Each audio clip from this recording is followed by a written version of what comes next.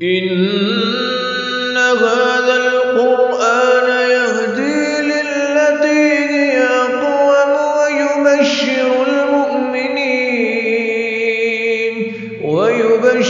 المؤمنين الذين يعملون الصالحات أن لهم أجرا كبيرا. بسم الله الرحمن الرحيم. نحمده ونصلي ونسلم على رسوله الكريم وأشهد أن لا إله إلا الله وحده لا شريك له وأشهد أن محمدا عبده ورسوله أما بعد. آج ہماری یہ کلاس گزشتہ ترتیب کے اعتبار سے 26 نمبر کلاس ہے. آج ہم سورۃ اعراف سے آغاز کریں گے انشاءاللہ تعالی. اللہ سے دعا ہے کہ اللہ تعالی ہمیں سننے، سمجھنے اور عمل کرنے کی توفیق عطا فرمائے. اعوذ باللہ من الشیطان الرجیم. بسم اللہ الرحمن الرحیم. الف لام میم صاد. یہ حروف مقطعات ہیں، اور حروف مقطعات کے بارے میں ہم پیچھے سورۃ بقرہ کے شروع میں جان چکے ہیں کہ یہ اللہ تعالیٰ بہتر جانتا ہے کہ ان کے معانی کیا ہیں. آپ یہ سمجھ لیں جس طرح ہم اپنی زبان میں الف با تا ثا جیم ہا خا الگ الگ کر کے کلمات پڑھ رہے ہیں، سیم اسی انداز سے یہ حروف مقطعات الگ ہیں. اور یہ جو حروف مقطعات ہیں یہ الگ الگ حرف جیسے ہوتا ہے اس طرح ہے. اب الف بولا جائے تو کیا معنی ہے، با بول دیا جائے اکیلا تو کیا معنی ہے، میم بول دیا جائے تو کیا معنی ہے، صاد بول دیا جائے تو اللہ اعلم ان کے معنی کیا ہے. حکمت کیا ہے؟ جو غالب رائے ہے کہ حکمت سے مراد کہ اللہ تعالیٰ یہ بتانا چاہتا ہے کہ یہ قرآن مجید انہی حروف سے بنا ہوا ہے جو آپ کے سامنے حروف تہجی الف سے لے کے یا تک ہیں. اور اگر کوئی انسان یہ سمجھتا ہے کہ یہ کلام اللہ کے علاوہ کسی اور کی ہے تو آؤ اس طرح کر کے بنا کے دکھا دو. یہ حروف مقطعات کا لانے کا یعنی حکمت بتائی جاتی ہے، وگرنہ اصل مقصد اللہ تعالیٰ جانتا ہے کہ اس میں کیا ہے. اور یہ ہے کہ اللہ تعالیٰ ایک نیا اسلوب دینا چاہتا تھا. عموماً عرب کے اندر جو کلام کے بڑے ماہر اور ماسٹر اور پتہ نہیں کیا کچھ اپنے آپ کو عرب کہتے تھے، عرب کا معنی بولنے والا، اور اس کے مقابل میں دوسرا ہے گونگا جو نہیں بولتا ہے. تو عرب کا معنی بولنے والا ہے، تو وہ سمجھتے تھے کہ ہم بولنے والے ہیں اور باقی دنیا کے سارے لوگوں کو بولنا نہیں آتا ہے. تو اللہ تعالیٰ نے کلام کا نیا اسلوب، ایک نیا انداز دیا، ایک انوکھا انداز ہے جس کی کوئی مثال اس دنیا میں اس طرح کے کلام کی نہیں پائی جاتی ہے. تو اس کے اندر اللہ تعالیٰ نے ان حروف کو مختلف موقعوں پہ مختلف انداز سے ذکر فرمایا ہے. تو اللہ تعالیٰ نے فرمایا الف لام میم صاد کتاب انزل الیک فلا یکن فی صدرک حرج منہ لتنذر بہ وذکری للمؤمنین. فرمایا یہ ایک کتاب ہے جو آپ کے پاس اتاری گئی ہے، نازل کی گئی ہے، بھیجی گئی ہے تاکہ آپ اس کے ذریعے جو ہے لتنذر بہ ڈرائیں، اور یہ نصیحت ہے ایمان والوں کے لیے. آپ کے سینے میں کوئی تنگی نہیں آنی چاہیے اس کی وجہ سے کہ آپ کافر اس مانتے نہیں ہیں، کافر جو ہے اس میں یہ کہتے ہیں وہ کہتے ہیں. فرمایا آپ کے دل میں کوئی تنگی نہیں ہونی چاہیے. ہم نے اس کتاب کو نازل کیا ہے اور آپ کی ذمہ داری ہے کہ ڈرائیں، اور ایمان والوں کے لیے یہ چیز نصیحت ہے. تو آپ کے دل میں، آپ کے سینے میں اس کتاب کی وجہ سے، نہ ماننے والوں کی وجہ سے کوئی پریشانی نہیں ہونی چاہیے. اتبعوا ما انزل الیکم من ربکم. فرمایا اتبعوا، مانو، پیروی کرو، پیچھے چلو ما انزل الیکم من ربکم، پہلا خطاب اللہ نے اپنے نبی کو دیا پہلی آیت میں، کتاب نازل کی گئی آپ کی طرف، مقصد اس کا ڈرانا ہے، اس کے ذریعے اور نصیحت کرنا ایمان والوں کو، اور آپ اس میں پریشان نہ ہوں۔ دوسرا پیغام ڈائریکٹ ایمان والوں کے لیے، اتبعوا ما انزل الیکم من ربکم، فرمایا پیروی کرو جو کچھ نازل کیا گیا ہے تمہاری طرف، تمہارے رب کی طرف سے، وَلَا تَتَّبِعُوا مِن دُونِهِ اولیاء، اور اللہ کو چھوڑ کر کسی اور لوگوں کے پیچھے مت لگو، صرف اللہ کی بات مانو۔ قَلِيلًا مَا تَذَكَّرُونَ، بہت تھوڑے ہیں جو اس سے نصیحت پکڑتے ہیں۔ اب یہ آیت نمبر 3 جس کا میں نے ترجمہ کیا ہے، کیا اس آیت سے کہیں ذرہ برابر بھی یہ بات نکلتی ہے کہ لوگوں اللہ کی بات مانو اور اللہ کے رسول کی بات نہ مانو؟ اگر ایک انسان عقل مند ہے اور ایک انسان سمجھتا ہے، لفظی ترجمہ بھی کر لیتا ہے، تو اس آیت سے کہیں یہ معنی اور مطلب نہیں نکلتا ہے۔ سورۃ آل عمران میں ہم نے پڑھا تھا کہ جن لوگوں کے دلوں میں ٹیڑھ پن ہوتا ہے وہ ہمیشہ جو ہے غلط راستے نکالنے کی کوشش کرتے ہیں۔ اب کچھ لوگ اس کا معنی یہ کر دیتے ہیں، آگے پیچھے کی وہ سارا کلام چھوڑ دیتے ہیں اور صرف اتنا، اتبعوا ما انزل الیکم من ربکم ولا تتبعوا من دونہ اولیاء، بات ختم۔ اور اولیاء سے کیا مراد لیا؟ اللہ کی بات مانو، اللہ کے علاوہ کسی کی بات نہ مانو۔ نتیجہ کیا ہے؟ صرف اللہ کی بات قرآن حجت ہے، نبی کی بات بھی ماننا کوئی ضروری نہیں ہے۔ میں ان باتوں کو ہائی لائٹ اس لیے کر دیتا ہوں، جس ایک الیکٹرانک میڈیا پہ ہم بیٹھے ہوئے ہیں، اس طرح کی بہت ساری چیزیں اٹھا کے ہمارے سامنے پھینکی جاتی ہیں اور بار بار پھینکی جاتی ہیں کہ کہیں جا کے ان لوگوں کا دل متزلزل ہو جائے اور کہیں کہ قرآن نے یہ کہا ہے، قرآن یہ کہتا ہے۔ بھائی قرآن یہ نہیں کہتا ہے جو تم کہہ رہے ہو، قرآن نے کہا ہے اللہ کو مانو اور اللہ کے علاوہ کسی دوسرے کو معبود نہ بناؤ، سمپل۔ اور جو اللہ کے نبی صلی اللہ علیہ وسلم کی بات ہے وہ اللہ کی بات میں شامل ہے۔ اب یہاں پہ اللہ نے یہ تو نہیں کہا کہ اتبعوا القرآن، قرآن کا تو نام نہیں لیا اللہ تعالیٰ نے۔ اللہ تعالیٰ نے کہا ما انزل علیکم، جو نازل کیا گیا ہے، اور جو اللہ نے نازل کیا ہے نا اس میں سے وہ بھی شامل ہے، اور جو اللہ نے اپنے نبی پہ نازل کیا ہے وہ ایک حدیث کی صورت میں وہ بھی اللہ کی طرف سے ہے، کیونکہ اسی قرآن میں آگے چل کے اللہ تعالیٰ نبی کے بارے میں فرمایا ہے وَمَا يَنْتِقُ عَنِ الْهَوَىٰ، اپنی خواہشات سے کچھ نہیں بولتا، إِنْ هُوَ إِلَّا وَحْيٌ يُوحَىٰ، وہ نبی بھی ہماری وحی سے بات کرتا ہے۔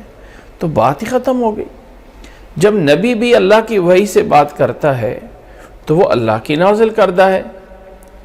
اور اللہ تعالیٰ نے کتنی جگہوں پہ یہ بات کہی ہے، بلکہ سورۃ بقرہ کے شروع میں جب اللہ تعالیٰ نے کہا ہے وَالَّذِينَ يُؤْمِنُونَ بِمَا أُنزِلَ إِلَيْكَ وَمَا أُنزِلَ مِن قَبْلِكَ، جو کچھ نازل کیا گیا آپ کی طرف۔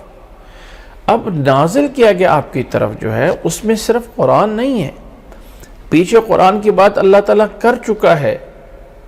اب یہاں پہ جو نازل کیا گیا نبی صلی اللہ علیہ وسلم کی طرف آپ کی حدیث ہے، آپ کی بات ہے جو حجت ہے۔ اس آیت کا قرآن ہونا جس ذات نے ہمیں بتایا ہے اسی ذات کی بات ماننا بھی ہمارے پہ حجت ہے۔ قرآن کا قرآن ہونا یہ اللہ نے میری اور آپ کی طرف وحی کر کے نہیں بتایا، بلکہ یہ آیت قرآن ہے یہ ہمیں اللہ کے نبی نے بتایا ہے۔ براہ راست اللہ نے میرے اور آپ سے کلام نہیں کیا، اس لیے اللہ کے لیے ایسی باتوں سے ہمیں گمراہ کیا جاتا ہے۔ ان آیات کو ذرا سمجھا جائے، اتبعوا ما انزل الیکم من ربکم ولا تتبعوا من دونہ اولیاء، اس کا مطلب کہیں پہ بھی یہ نہیں نکلتا کہ اللہ کی بات مانو اور اللہ کے علاوہ کسی کی بات نہ مانو۔ لیکن جب ایک انسان نے اپنے دماغ میں ایک معنی بنا لینا ہے تو اس کے لیے اس طرح کے معنی لینے میں کوئی بعید نہیں ہے کہ وہ کھینچ تانی کر کے اپنے معنی کے لیے بنا لیا جاتا ہے۔ اللہ ہمیں سمجھنے کی توفیق عطا فرمائے۔ اور کہا جاتا ہے اس حدیث کو ماننا جو قرآن کے موافق ہوگی، جو قرآن کے مخالف ہوگی اس حدیث کو ماننا ہی نہیں ہے۔ بھئی یہ کیسے ہو سکتا ہے کہ ایک نبی کی بات اور وہ قرآن کے مخالف آ رہی ہو ہی نہیں سکتا۔ جو حدیث ہوگی اللہ کے نبی کیسے اس کی مخالفت کر سکتے ہیں؟ وہ حدیث ہی ہوگی۔ اس لیے یہ اصولی غلط ہے کہ حدیث کو ہم قرآن پہ پیش کریں گے، اگر قرآن سے اس کی موافقت مل گئی تو مانیں گے، اور اگر نہ موافقت ملی تو ہم نہیں مانیں گے۔ یہ بات ہی سراسر غلط ہے۔ اور یہ بھی بذہن میں رکھ لیں کہ یہ جو بات چل رہی ہے اس کا سیاق و سباق اللہ تعالیٰ مشرکین کا رد کر رہا ہے کہ اللہ کی بات مانو اور اپنے باطل معبودوں کو چھوڑ دو۔ یہ سیاق و سباق اس بات پہ چل ہی نہیں رہا ہے کہ نبی کی بات نہ مانو اور اللہ کی بات مانو۔ وَكَمْ مِنْ قَرْيَةٍ أَهْلَكْنَاهَا فَجَاءَهَا بَأْسُنَا بَيَاتًا أَوْ هُمْ قَائِلُونَ، فرمایا کتنی بستیوں کو ہم نے ہلاک کیا ہے جن کے پاس اچانک ایسی حالت میں عذاب آ جاتا ہے کہ وہ رات کو سو رہے ہوتے ہیں یا دوپہر کو سو رہے ہوتے ہیں کہ اچانک ان کے پاس عذاب پہنچتا ہے اور انہیں پتہ بھی نہیں چلتا ہے۔ اللہ تعالیٰ یہ بتانا چاہتا ہے ہمیں کہ اللہ تعالیٰ کسی وقت بھی اچانک جو ہے وہ پکڑ سکتا ہے۔ پھر جب اللہ کی پکڑ آتی ہے تو ان کی بات صرف یہی ہوتی ہے اور یہی وہ کہہ سکتے ہیں اور کچھ نہیں انہیں کہنا آتا۔ فَمَا كَانَ دَعْوَاهُمْ إِذْ جَاءَهُمْ بَأْسُنَا، جب اللہ کا عذاب آ جاتا ہے تو پھر انہیں سمجھ آتی ہے کاش، ہائے افسوس، یقیناً ہم ہی ظالم ہیں۔ إِلَّا أَنْ قَالُوا إِنَّا كُنَّا ظَالِمِينَ، فرمایا فَلَنَسْأَلَنَّ الَّذِينَ أُرْسِلَ إِلَيْهِمْ وَلَنَسْأَلَنَّ الْمُرْسَلِينَ، فرمایا لوگوں جن کی طرف رسول بھیجے جاتے ہیں اللہ تعالیٰ ان سے ضرور قیامت والے دن پوچھے گا، اور اللہ تعالیٰ بھیجے گئے رسولوں سے بھی پوچھے گا۔ سب سے اللہ تعالیٰ نے پوچھ گچھ کرنی ہے، سب اللہ کے سامنے مسئول ہیں، یعنی ذمہ دار ہیں، پوچھا جائے گا ہر ایک سے۔ فَلَنَسْأَلَنَّ الَّذِينَ أُرْسِلَ إِلَيْهِمْ، جن کی طرف بھیجے گئے اللہ ان سے پوچھے گا میرا رسول تمہارے پاس نہیں آئے تھے، مت سمجھو کہ ہماری چھوٹ ہو جانی ہے۔ فرمایا فَلَنَقُصَّنَّ عَلَيْهِمْ بِعِلْمٍ، یہ سب چیزیں ہم پورے علم کے ساتھ اور پورے کی پوری واقفیت کے ساتھ ان کو ان پہ بیان کرتے ہیں۔ وَمَا كُنَّا غَائِبِينَ، اور اللہ نے فرمایا کہ ہم کوئی غائب یا بے خبر نہیں ہیں، پتہ ہے سب کچھ وہ کیا کر رہے ہیں۔ وَالْوَزْنُ يَوْمَئِذٍ الْحَقُّ، اور وزن کا ہونا اس دن حقیقت اور حق بات ہوگی۔ اس دن رب کے سامنے جا کے، قیامت کے دن جا کے اعمال کا وزن ہونا یہ حق ہے۔ فَمَنْ ثَقُلَتْ مَوَازِينُهُ فَأُولَئِكَ هُمُ الْمُفْلِحُونَ، جن کے ترازو بھاری ہو گئے فَأُولَئِكَ هُمُ الْمُفْلِحُونَ، وہ لوگ کامیاب ہو جائیں گے۔ وَمَنْ خَفَّتْ مَوَازِينُهُ، اور جن کے یہ ترازو ہلکے ہو گئے، نہ بھاری ہو سکے، نیکیاں تھوڑی ہو گئیں، فَأُولَئِكَ الَّذِينَ خَسِرُوا أَنفُسَهُمْ، یہی لوگ ہیں جنہوں نے خسارے میں ڈالا تھا اپنے آپ کو، بِمَا كَانُوا يَظْلِمُونَ، وہ ظلموں کی وجہ سے، وہ گناہوں کی وجہ سے کرتے رہے، اپنے ان گناہوں کی وجہ سے جو وہ پڑے رہے، تو فرمایا یہی لوگ ہیں خسارے میں پڑنے والے۔ تو اللہ تعالیٰ نے فرمایا ہے اس میں الوزن یومئذ الحق، قیامت والے دن جا کے وزن کا ہونا یہ یقینی ہے۔ تو اللہ تعالیٰ کے ہاں وزن جا کے کیسے ہوگا، کس طرح کر کے وزن ہوگا؟ یہ عمل جو ہے یہ تو ایک عرض ہے، عمل جو ہے یہ کوئی جوہر تو ہے نہیں ہے۔ وہ ہم جیسے اپنی لینگویج میں سمجھنے کے لیے کہتے ہیں نا کہ ایک چیز سافٹ ہوتی ہے اور ایک ہارڈ ہوتی ہے۔ اب جو سافٹ ویئر ہے یا سافٹ ہے اس کا اپنا کوئی جسم نہیں ہے، جیسے ہم اس کو کسی ہارڈ ویئر پہ ڈالتے ہیں تو اس ہارڈ ویئر کا جو فنکشن ہے، کرتب ہے کرنے کا، وہ اس کا سافٹ ویئر ہے یا وہ اس کا عمل ہے یا وہ سافٹ ہے۔ اب یہ اکیلا سافٹ تو کوئی معنی کوئی حیثیت نہیں رکھتا، زیادہ آپ کہہ سکتے ہیں کہ یہ سافٹ ویئر کی ہارڈ کاپی ہے کسی سی ڈی میں، کسی ڈی وی ڈی میں، کسی اور چیز میں. تو اللہ تعالیٰ کے جب یہ ہمارے اعمال جانے ہیں تو ان کا وزن کیسی ہوگا؟ تو اس کے بارے میں کچھ آراء موجود ہیں. یہ آراء یہ ہیں کہ اللہ تعالیٰ قیامت والے دن ان اعمال کو جسم دے دے گا. مخصوص جسم ہوں گے، جتنی بڑی نیکی اتنا بڑا جسم. کیسا ہوگا جسم؟ اللہ کو پتہ. اور دوسری رائے یہ ہے کہ اس سے مراد وہ رجسٹر ہیں، وہ کاپیاں اور وہ بڑے بڑے رجسٹر ہیں جس کے اندر ان کے وہ لکھے ہوئے ان کا وزن کیا جائے گا.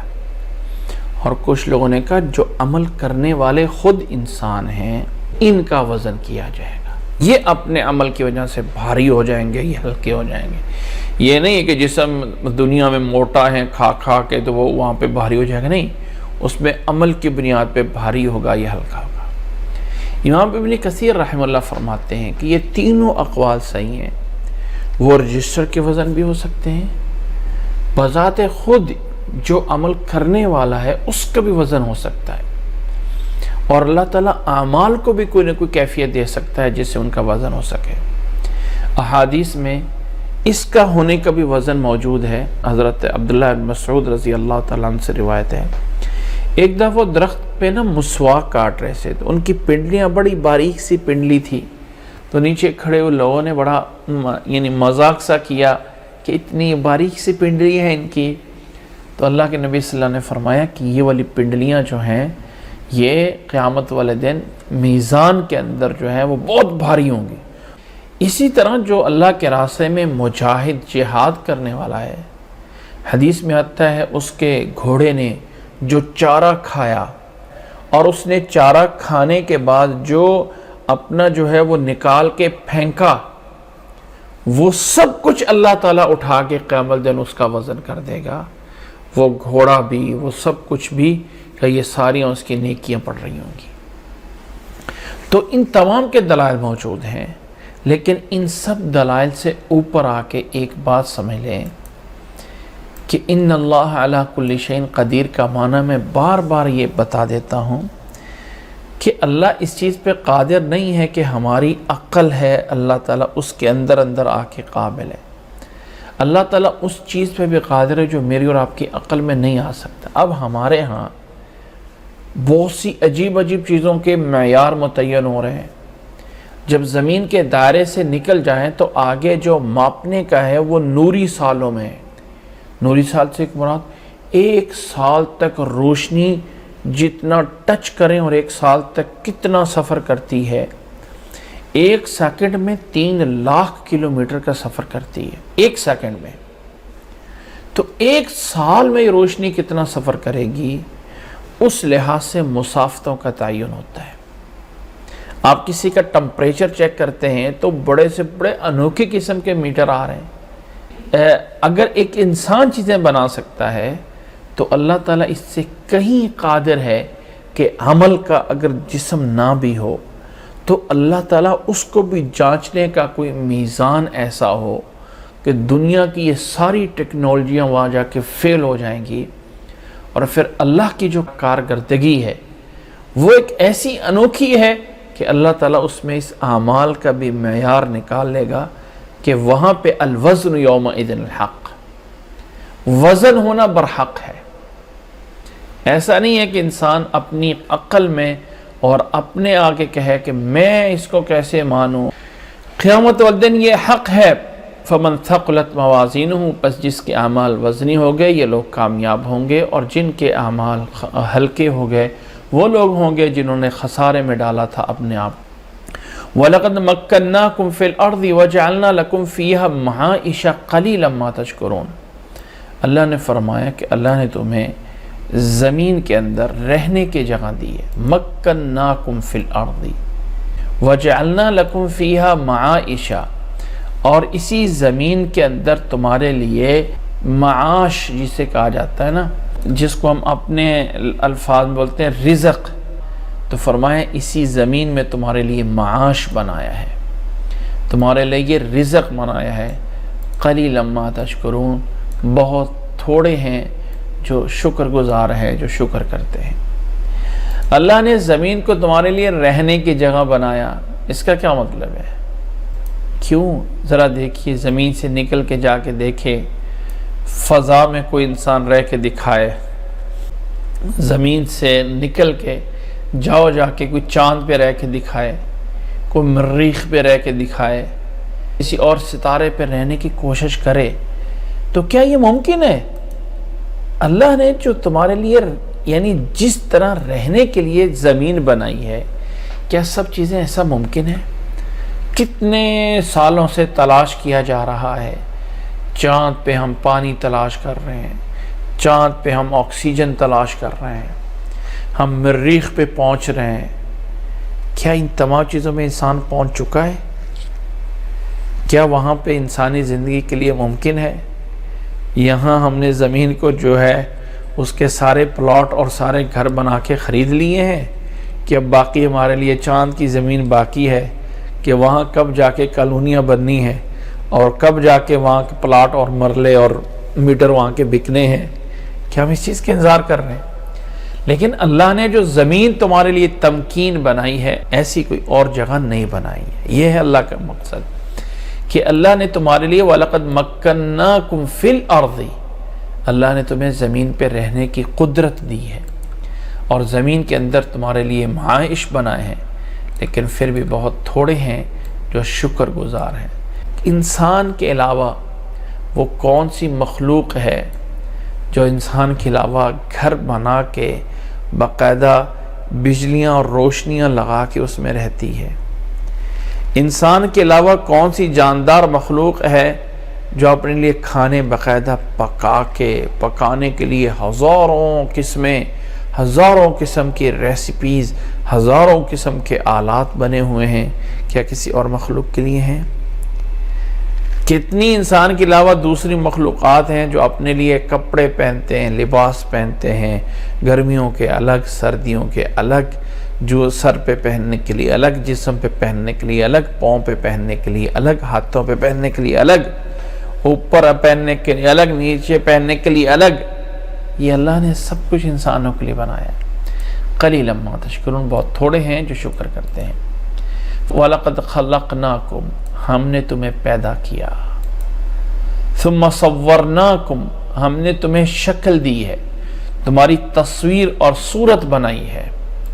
لاکھوں کروڑوں اربوں انسان گزر چکے ہیں، گزر رہے ہیں، قیامت تک آنا ہے، اور ہر ایک کے پاس جو ہے دو آنکھیں ہیں، ایک ناک ہے، ایک منہ ہے، ایک ماتھا ہے، اور اسی ایک فٹ کے دائرے کے اندر سب کچھ ہے، لیکن شکلیں سب کی مختلف ہیں سب کی شکلیں۔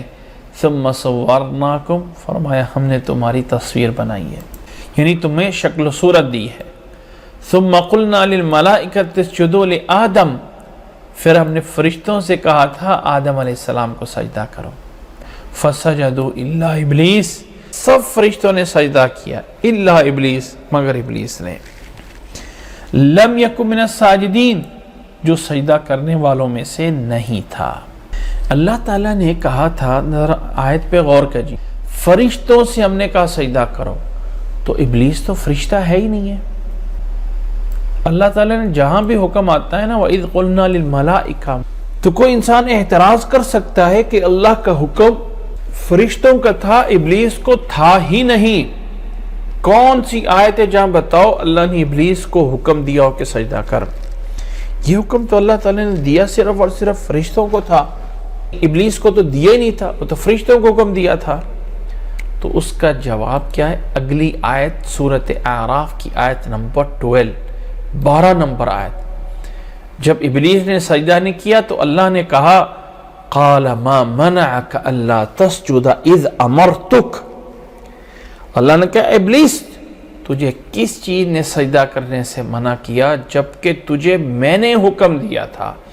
پورے قرآن مجید میں سورۃ اعراف کی یہ آیت اس اعتراض کا جواب دیتی ہے کہ اللہ کا یہ حکم صرف اور صرف فرشتوں کو نہیں تھا، بلکہ اللہ کا یہ حکم ابلیس کو بھی علیحدہ سے تھا، چاہے اس کی جو بھی صورت ہو، کہ ابلیس فرشتوں میں رہتا تھا اور اللہ نے جب فرشتوں کو کہا تو وہ بھی ان میں شامل تھا۔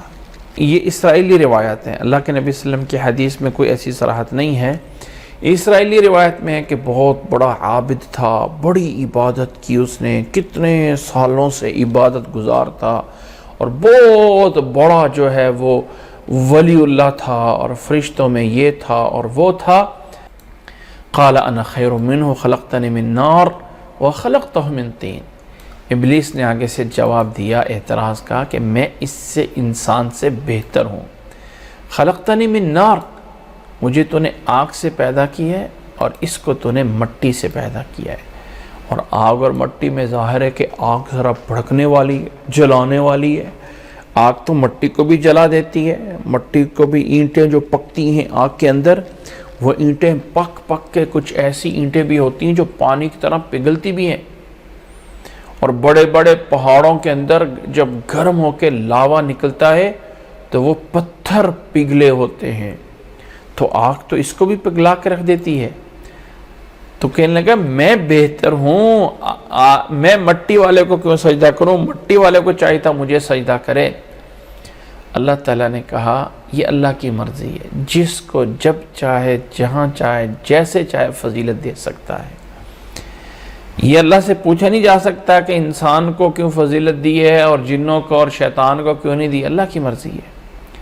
اللہ کا جب حکم نہیں مانا ہے تو قال فاہبط منہا، بس اتر جا اس سے۔ اب منہا کی ضمیر کا مرجع کیا ہے، کس سے اتر جا؟ کچھ لوگوں نے اس سے مراد لیا ہے کہ وہ بلند مرتبہ جو اللہ نے اس کو دیا تھا، اللہ نے کہا جاؤ اس سے تجھے دھدکار دیا گیا ہے، یہ مرتبہ تجھ سے چھین لیا گیا، اتر جا اس سے۔ اور دوسرا کچھ لوگوں نے جنت کا معنی لیا ہے کہ جنت سے نکل جا، جبکہ جنت تو ابھی یہ آیا ہی نہیں تھا اس میں۔ اور کچھ لوگوں نے اس سے منہا آسمان لیا ہے کہ اتر جاؤ آسمان سے۔ قال فاہبط منہا، اللہ تعالیٰ نے فرمایا تو آسمان سے اتر، فاہبط منہا یعنی آسمان سے نکل جا۔ دونوں معنی ہو سکتے ہیں، آسمان سے بھی اترنا اور اس کے اپنے مقام اور مرتبے سے بھی نیچل نازل ہونا۔ تجھے کوئی حق نہیں ہے کہ تو یہاں رہ کے کوئی تکبر کرے۔ ابلیس کو اللہ نے کہا فخرج انک من الصاغرین، نکل جا تو جو ہے وہ صاغرین میں سے، چھوٹوں میں سے ہے، ذلیلوں میں سے ہے۔ قال انظرنی الی یوم یبعثون، شیطان کو بھی پتا تھا یہ قیامت کے دن آنا ہے، تو اس نے فوری مانگا اللہ مجھے قیامت کے دن تک مہلت دے دے۔ قال انک من المنظرین، اللہ نے کہا جا تو ہو گیا منظرین میں سے، مل گئی تجھے جو ہے وہ زندگی قیامت تک۔ یہ اللہ کی حکمت تھی، اللہ نے دنیا کو اسباب کو بنانا تھا، اور اللہ تعالیٰ دیکھنا چاہتا تھا کہ کون اللہ تعالیٰ کی، یعنی اللہ تعالیٰ ظاہر کرنا چاہتا تھا کون ماننے والے اور کون نہیں ماننے والے ہیں۔ قال فبما اغویتنی لاقعدن لهم صراطک المستقیم، آگے سے ابلیس نے کہا اللہ فبما اغویتنی، کہ اللہ کہ اس کے بسبب کہ مجھے جو ہے دھدکارا گیا ہے، یعنی میں اب برا ہو ہی گیا ہوں، تو اب میں ان کے لیے کیا کروں گا، لاقعدن لهم صراطک المستقیم، تیرے ان بندوں کے لیے میں صراط مستقیم میں رکاوٹ بنوں گا۔ لاقعدن، بیٹھوں گا ان کے سامنے، ان کے جو ہے وہ راستے کے سامنے، روکوں گا ان کو۔ لاقعدن لهم صراطک المستقیم، اور یہ لاقعدن ایک قسم کے معنی میں قسم ہے کہ میں ان کے سامنے رکاوٹ بنوں گا۔ ثم لآتینہم من بین ایدیہم ومن خلفہم، میں ان کو سامنے سے، ان کو پیچھے سے، ان کو دائیں سے، ان کو بائیں سے، ہر طرف سے ان کو جو ہے وہ بہکاؤں گا۔ ثم لآتینہم من بین ایدیہم ومن خلفہم وعن ایمانہم وعن شمائلہم ولا تجد اکثرہم شاکرین، اور آپ اپنے ان بندوں کو شاکر بہت کم پائیں گے، شکر کرنے والے نہیں پائیں گے کہ یہ تیرا شکر کرنے والے ہوں گے، ان کو جو ہے وہ نہیں پائیں گے۔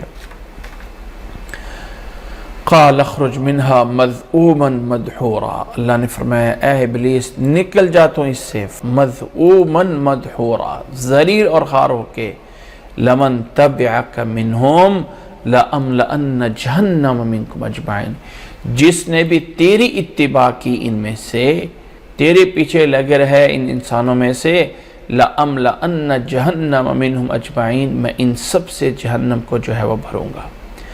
جہنم انہی سے بھری جائے گی تیرے ماننے والوں میں سے، چاہے وہ انسانوں سے ہیں اور یا جنوں سے ہیں۔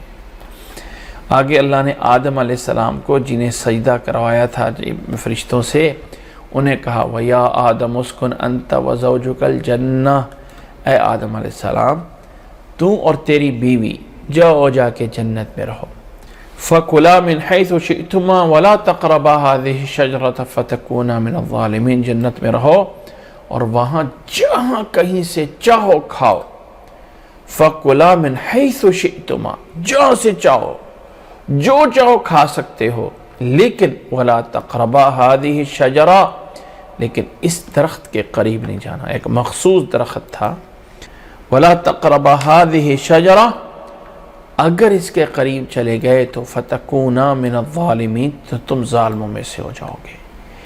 یہ درخت کون سا تھا؟ کچھ لوگوں نے کہا گندم تھی، کچھ نے یہ تھا، کچھ ایسا تھا۔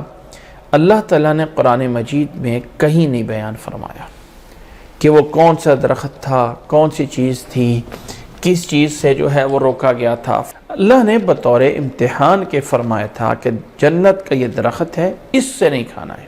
فَوَسْوَسَ لَهُمَا الشَّيْطَانُ لِيُبْدِيَ لَهُمَا مَا وُرِيَ عَنْهُمَا مِنْ سَوْآتِهِمَا، شیطان نے ان دونوں کو وسوسے میں ڈالا، لِيُبْدِيَ لَهُمَا، تاکہ ظاہر کر دے ان دونوں کے لیے جو ان کے جسم کے حصے چھپائے گئے تھے، لباس اللہ نے انہیں دیا تھا تاکہ اسے جو ہے وہ ظاہر کر دے۔ یہ شیطان نے ان کو بہکانا چاہا، کیونکہ جب جنت میں اللہ نے انہیں ٹھہرایا تھا تو جنت کا کوئی لباس بھی دیا تھا۔ وَقَالَ مَا نَهَاكُمَا رَبُّكُمْ عَنْ هَذِهِ الشَّجَرَةِ إِلَّا أَن تَكُونَا مَلَكَيْنِ، کہ شیطان نے کہا ان آدم علیہ السلام سے اور ان کی بیوی اماں حوا علیہ السلام سے کہ اللہ نے تمہیں اس درخت سے اس لیے روکا ہے کہ إِلَّا أَن تَكُونَا مَلَكَيْنِ، تاکہ تم فرشتے نہ بن جاؤ، أَوْ تَكُونَا مِنَ الْخَالِدِينَ، یہ ہمیشہ ہمیشہ رہنے والے نہ بن جاؤ۔ اللہ تعالیٰ تمہیں یہ نہیں بنانا چاہتا، اللہ تعالیٰ تمہیں ہمیشہ نہیں رکھنا چاہتا یہاں پہ، اس لیے تمہیں یہاں سے روکا ہے۔ وَقَاسَمَهُمَا إِنِّي لَكُمَا لَمِنَ النَّاصِحِينَ، اور قسمیں دی ان کو، میں تمہارے لیے بڑا خیر خواہ ہوں۔ شیطان بھی سب سے پہلے دشمن بن کے نہیں آیا تھا، نصیحت کرنے والا بن کے آیا تھا۔ اب یہ جو شیطان نے ان کو وصفے میں ڈالا تو اللہ نے تو شیطان کو پہلے نکال دیا تھا، پیچھے اللہ تعالیٰ نے کہا ہے فَخْرُجْ مِنْهَا فَخْرُجْ مِنْهَا، نکل جا یہاں سے، تو اس سے کیا اللہ تعالیٰ نے آسمان سے نکال دیا تھا؟ یا یہ ہے کہ یہ آیات میں اجمال ہے، تفصیل نہیں ہے، یعنی اللہ تعالیٰ نے اس کو نکال تو دیا تھا لیکن کب نکالا تھا اس کا ذکر نہیں ہے۔ ہو سکتا ہے کہ آدم علیہ السلام کو وصف سے ڈالنے کے بعد نکالا ہو، جس طرح کہ سورۃ بقرہ میں آیت آئی تھی کہ اللہ تعالیٰ نے کہا تھا فَقُلْ نَهْبِطُوا مِنْهَا جَمِيعًا، جاؤ تم اکٹھے یہاں سے اتر جاؤ۔ تو گویا کہ اللہ تعالیٰ نے اتارتے وقت دونوں کو اکٹھے اتارا، لیکن جب آدم علیہ السلام کو جنت میں ڈالا گیا تو اس سے پہلے شیطان اپنے مرتبے سے تو اتر چکا تھا، زمین پہ نہیں اتارا گیا تھا۔ اب شیطان کیسے پہنچا جنت میں، کیسے پہنچا ان کے پاس؟ وہ تو جنت سے باہر تھا، تو آدم علیہ السلام اور اماں حوا جنت میں تھے، تو کیسے پہنچا؟ کوئی رابطہ تھا ان کا؟ کیا تھا؟ کیسے تھا؟ قرآن مجید ان تفاصیل میں نہیں جاتا ہے۔ ایسی روایات من گھڑت بنی ہوئی ہیں کہ یہ سانپ تھا اور یہ مور تھا اور یہ ایک جانور تھا، اس طرح کر کے شیطان جو ہے وہ ان تک پہنچا، جنت کے اندر داخل ہو کے فلاں فلاں، یہ سب روایات من گھڑت ہیں، اللہ تعالیٰ نے تفصیل نہیں دی۔ اس وقت جنت شاید اس انداز سے نہ ہو جس انداز سے کہ آخرت میں دوبارہ ہونی ہے، اور جو اس وقت کی جنت ہو، آدم علیہ السلام کو جب پیدا کیا تھا تو اس میں سب کو ایکسیس ہو، یعنی فرشتہ اب بھی وہاں پہ پہنچ سکتے ہوں، آدم علیہ السلام بھی وہاں پہ رہ رہے ہیں، اور یہ شیطان بھی وہاں پہ پہنچ سکتا ہو۔ لازمی نہیں ہے کہ ایک انسان کا کسی جانے سے اس کو بھی وہی سکون ملے جو دوسرے کو مل رہا ہوتا ہے۔ اب جنت ایک راحت کی جگہ تھی تو اللہ نے اس میں ایک درخت بھی تو بنا دیا تھا نا آدم علیہ السلام کے لیے، تو اللہ تعالیٰ نے ہو سکتا ہے شیطان کو وہاں پہ ایکسیس دی ہوئی ہو کہ جا تو سکتا ہے لیکن اس کو راحت نہیں مل سکتی، وہ سکون نہیں مل سکتا، وہ اللہ ہی بہتر جانتا ہے۔ جو بھی کیفیت تھی اللہ نے یہ نہیں بیان کیا، بس یہ کہ شیطان نے ان کو وسوسے میں ڈال دیا۔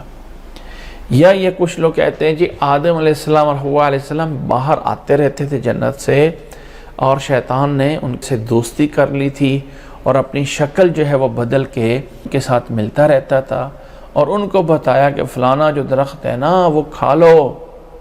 تو شیطان کو کیسے پتہ چلا کہ اللہ نے انہیں منع کیا؟ تو شیطان یا جن ایک ایسی مخلوق ہے کہ اس کو بنسبت انسان کی بنسبت اللہ تعالیٰ نے اس کو مختلف شکلوں میں بدلنے کی یا مختلف تیزی کے ساتھ ایک سے دوسری جگہ پہنچنے کی اللہ تعالیٰ نے کچھ کیفیت دی ہے۔ اور یہاں پہ ایک اور بات ذہن میں رکھ لیجئے، جو انسان کے مائنڈ میں ہے نا، جو انسان کے دماغ میں بات ہے، یہ جنات اس کو ریڈ کر سکتے ہیں۔ اس سے اوپر نے ایک مثال دے کے میں سمجھاتا ہوں۔ کہا جاتا ہے ایک دفعہ حجاج بن یوسف نے بڑے بڑے جادوگروں کو جمع کیا، بڑے جادوگروں کو بلایا اور کہا اچھا یہ مٹھی میں میرے پاس پتھر ہیں، بتاؤ کتنے ہیں؟ سب نے بتا دیا یہ 5 ہیں، یہ 2 ہیں، اتنے فگر اس کی بتا دی، جادو سے بتا دیا۔ دوبارہ اس کو اٹھا کے کہا کہ اب بتاؤ یہ میرے ہاتھ میں کتنے پتھر ہیں؟ تو سب نے غلط بتا دیا۔ تو کسی نے پوچھا کہ پہلے سب نے صحیح بتا دیا، اب سب نے غلط بتایا، کیا وجہ ہے؟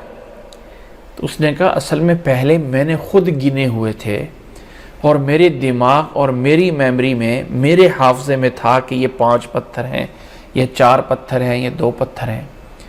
تو یہ جادوگر اپنے اس شیطان کے ذریعے میرے اس ذاکرہ اور حفظ تک پہنچ تک وہاں سے معلومات کو چوری کر کے بتا رہے ہیں کہ یہ 5 پتھر ہیں، یہ 4 پتھر ہیں۔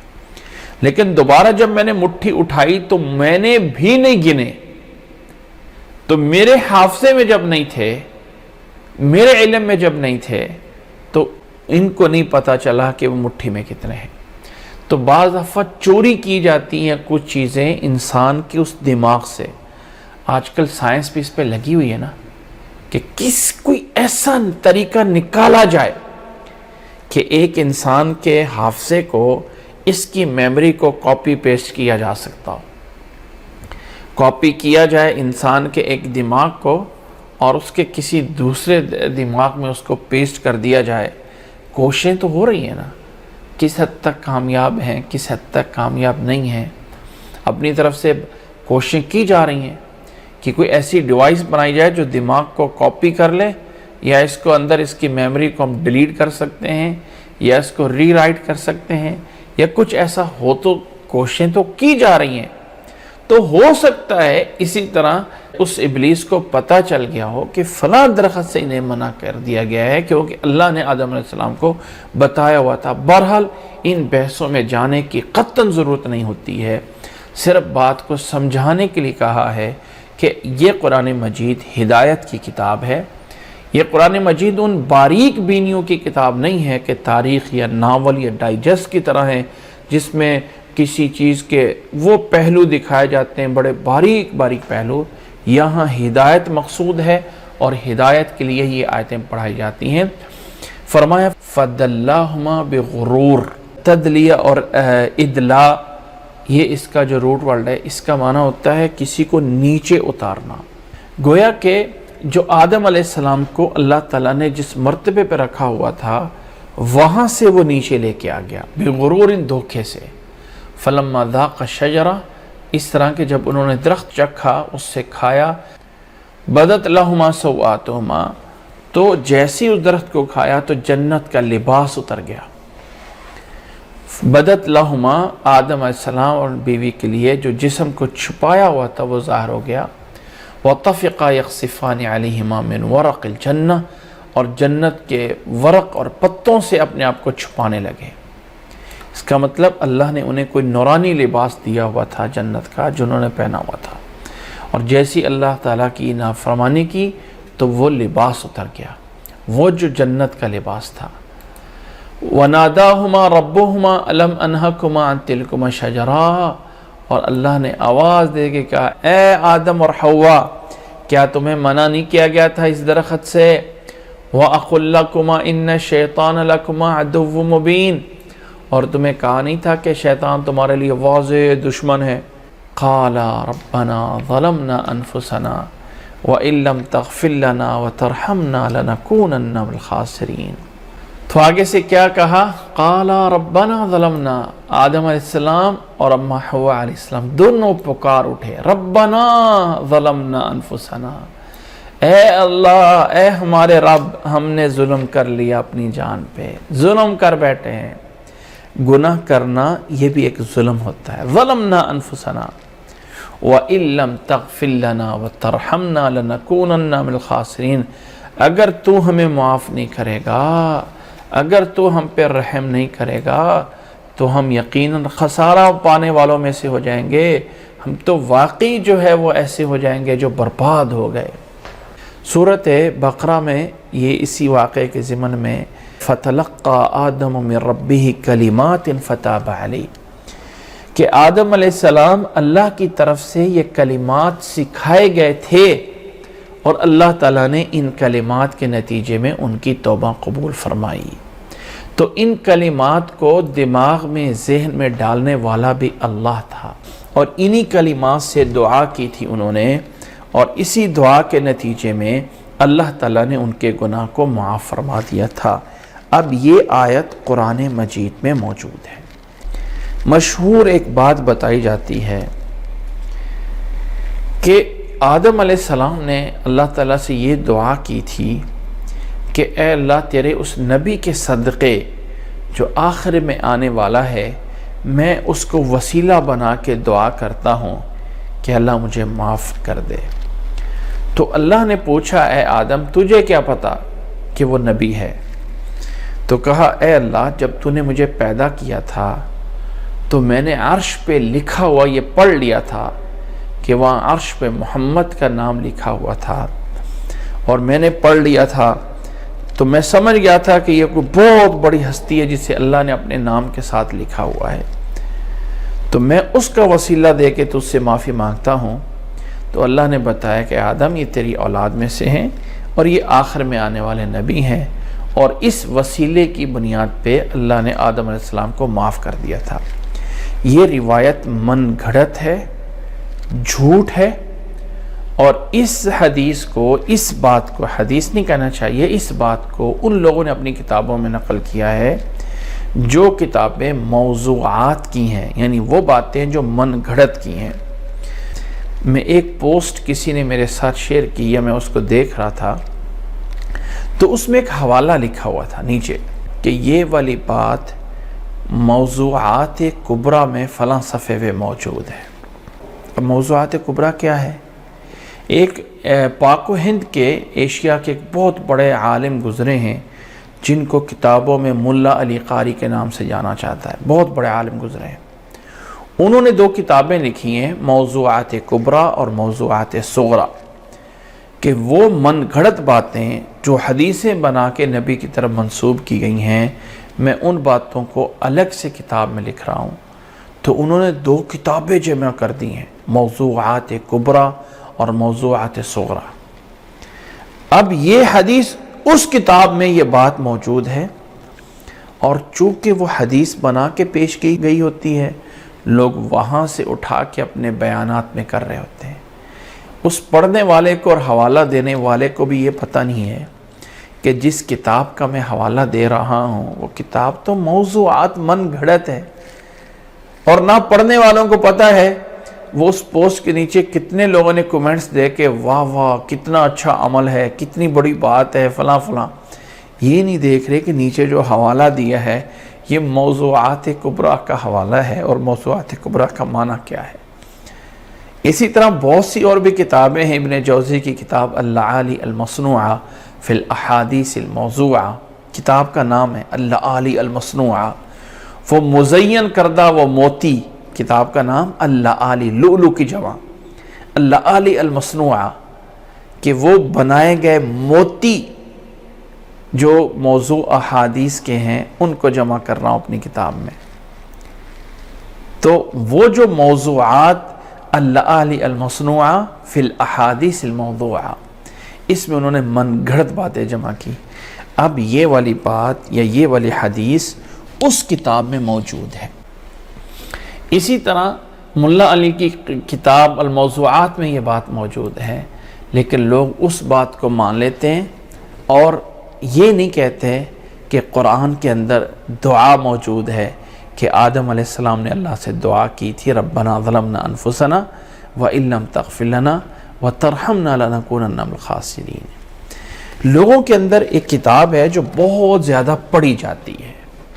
میں اس لیے وضاحت کرنا چاہتا ہوں کہ مقصد میرا قطعاً کسی پہ یعنی جرح کرنا نہیں ہے، مقصد اصلاح ہے. اور جب اصلاح مقصد ہوتا ہے نا تو ہو سکتا ہے کہ آگے والے کے دل کے اوپر بات جا کے کھڑک جائے. کتاب ہے مولانا زکریا صاحب کی فضائل اعمال، جو کہ تبلیغی جماعت میں اس کو پڑھا جاتا ہے اور اس کا ہر زبان میں ترجمہ موجود ہے. اردو میں لکھی گئی، اس کا انگلش میں ترجمہ ہے، پشتو میں ہے، سندھی میں ہے، چائنیز میں ہے، پتہ نہیں کن کی زبانوں میں ترجمہ ہو چکا ہے، لیکن عربی میں ترجمہ نہیں کیا گیا. کیوں؟ اس لیے کہ اگر عربی میں اس کا ترجمہ کر دیتے ہیں تو کتاب کا پول کھل جائے گا، کتاب کی حقیقت سامنے آ جائے گی. وہ باتیں ہو سکتا ہے مولانا نے اپنے جذبات میں جیسے بھی کہی ہوں، لیکن وہ ایسی کتاب نہیں ہے کہ آپ پوری دنیا کے لوگوں کے لیے آپ اس کو پجاری بنا دیں. لیکن اللہ تعالی ہم پہ رحم کرے کہ ہم تعصب میں اتنا آگے چلے جاتے ہیں کہ دوسرے کا سونا بھی ہمارے لیے کوئی ویلیو نہیں رکھتا، اور اپنی مٹی کو بھی ہم کہتے ہیں کہ یہ بھی ہمارے لیے ہیرے اور جواہرات ہیں. تو ایک کتاب جس کے اندر یہ چیزیں موجود ہیں، یہ من گھڑت باتیں موجود ہیں. اچھا، یہ حدیث لکھی ہے اس کے اندر، اور حدیث لکھنے کے بعد جو حوالہ ہے نا اس کا ٹرانسلیٹ نہیں کیا جاتا. حدیث کا ترجمہ کر دیا جاتا ہے اس میں، اور حدیث کا جو ریفرنس عربی میں دیا جاتا ہے وہ بھی بعد والوں نے لکھا ہے، لیکن اس کی عربی میں ٹرانسلیٹ نہیں کی جاتی. اس کتاب کا پہلے شروع میں نام تھا تبلیغی نصاب.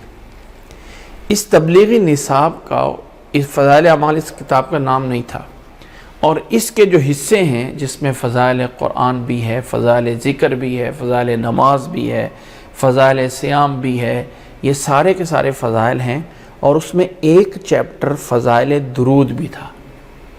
اس فضائل درود میں ایسے واقعات لکھے ہوئے ہیں جس کو نہ عقل مانتی ہے نہ نقل مانتی. یعنی نقل کا مطلب کیا ہے کہ نہ ہی کہیں منقول ہو کے وہ آئے ہیں. چھوٹی سی مثال دیتا ہوں. یہ گزشتہ چند پہلے ایک وبا جو ہمارے ہاں پھیلی ہوئی ہے، تو ایک بندے نے کہا جی مجھے خواب آیا ہے، میں خواب میں نبی صلی اللہ علیہ وسلم کی زیارت ہوئی ہے اور انہوں نے کہا ہے کہ یہ پڑھو. جب کسی دوسرے کو خواب آیا یہ پڑھو، کسی تیسرے کو خواب آیا یہ پڑھو، کسی چوتھے کو خواب آیا یہ پڑھو. اب کیا نعوذ باللہ، اللہ کے نبی صلی اللہ علیہ وسلم سب کے خواب میں جا کے سب کو اختلافات میں ڈال رہے ہیں. اصل میں کچھ وہم ہوتے ہیں، اور اس کو اگر صاحب علم لوگ جن کی بات دنیا مانتی ہے وہ لوگ جب اپنی زبان سے بولنا شروع کر دیتے ہیں نا تو مسئلہ تب جا کے آتا. اب یہ باتیں کوئی بھی کر سکتا ہے، تو کوئی بھی کہہ سکتا ہے، لیکن صاحب زبان آدمی جس کی بات سنی جاتی ہے اس کو ایسی باتیں کہتے وقت رد کرنا چاہیے یا اگنور کرنا چاہیے یا چھوڑنا چاہیے، ذکر ہی نہیں کرنا چاہیے کہ یہ بات ایسے ہے اور یہ بات ویسے ہے. تو اس طرح کر کے جیسے یہ باتیں ایڈ ہو گئی ہیں، اسی طرح ہی پہلے دور میں بھی باتیں ایڈ ہوتی رہتی ہیں. تو اب اس کتاب میں فضائل درود میں عجیب و غریب قسم کے واقعات ہیں. تو اس کتاب کے ان واقعات کی بنیاد پہ اس کتاب پہ سعودیہ میں پابندی لگ گئی تھی. کہ یہ کتاب وہاں پہ نہیں جا سکتی، اس کے اندر بہت سارے خرافات ہیں۔ تو بعد میں اس کتاب کو ایک نئی شکل دے دی گئی، فضائل درود کو پوری کتاب سے نکال کے الگ سے حصے میں پرنٹ کر دیا گیا، اور باقی حصے کا نام جو ہے وہ فضائل اعمال رکھ دیا گیا۔ اب یہ کتاب جس ٹائٹل کے ساتھ ہمارے تبلیغ میں موجود ہوتی ہے، تبلیغ بھائیوں کے پاس فضائل اعمال کے نام سے ہوتی ہے، جبکہ پرانا اگر کسی کے پاس نسخہ موجود ہو تو وہ تبلیغ نصاب کے ساتھ ہے، ٹائٹل کے ساتھ پرنٹ ہوتا تھا، جس کے اندر فضائل درود بھی شامل ہوتا تھا۔ میں نے یہ دونوں ٹائٹل رکھے ہوئے تھے تاکہ کبھی کسی کو بتانے پڑے یا دکھانے پڑے تو موجود ہو۔ تو بہرحال بتانا مقصد یہ ہے کہ یہ واقعات اس کتاب میں ہوتے ہیں، وہاں سے لوگ سنتے ہیں، وہاں سے لوگ پڑھتے ہیں۔ اب 100 دفعہ بتا دیں کہ یار یہ حدیث نہیں ہے، یار یہ بات غلط ہے، وہ کہتا ہے فلاں کتاب میں پرنٹڈ موجود ہے، تو تم کون ہوتے اس کو رد کرنے والے؟ یہاں سے آ کے وہ مسائل کھڑے ہو جاتے ہیں۔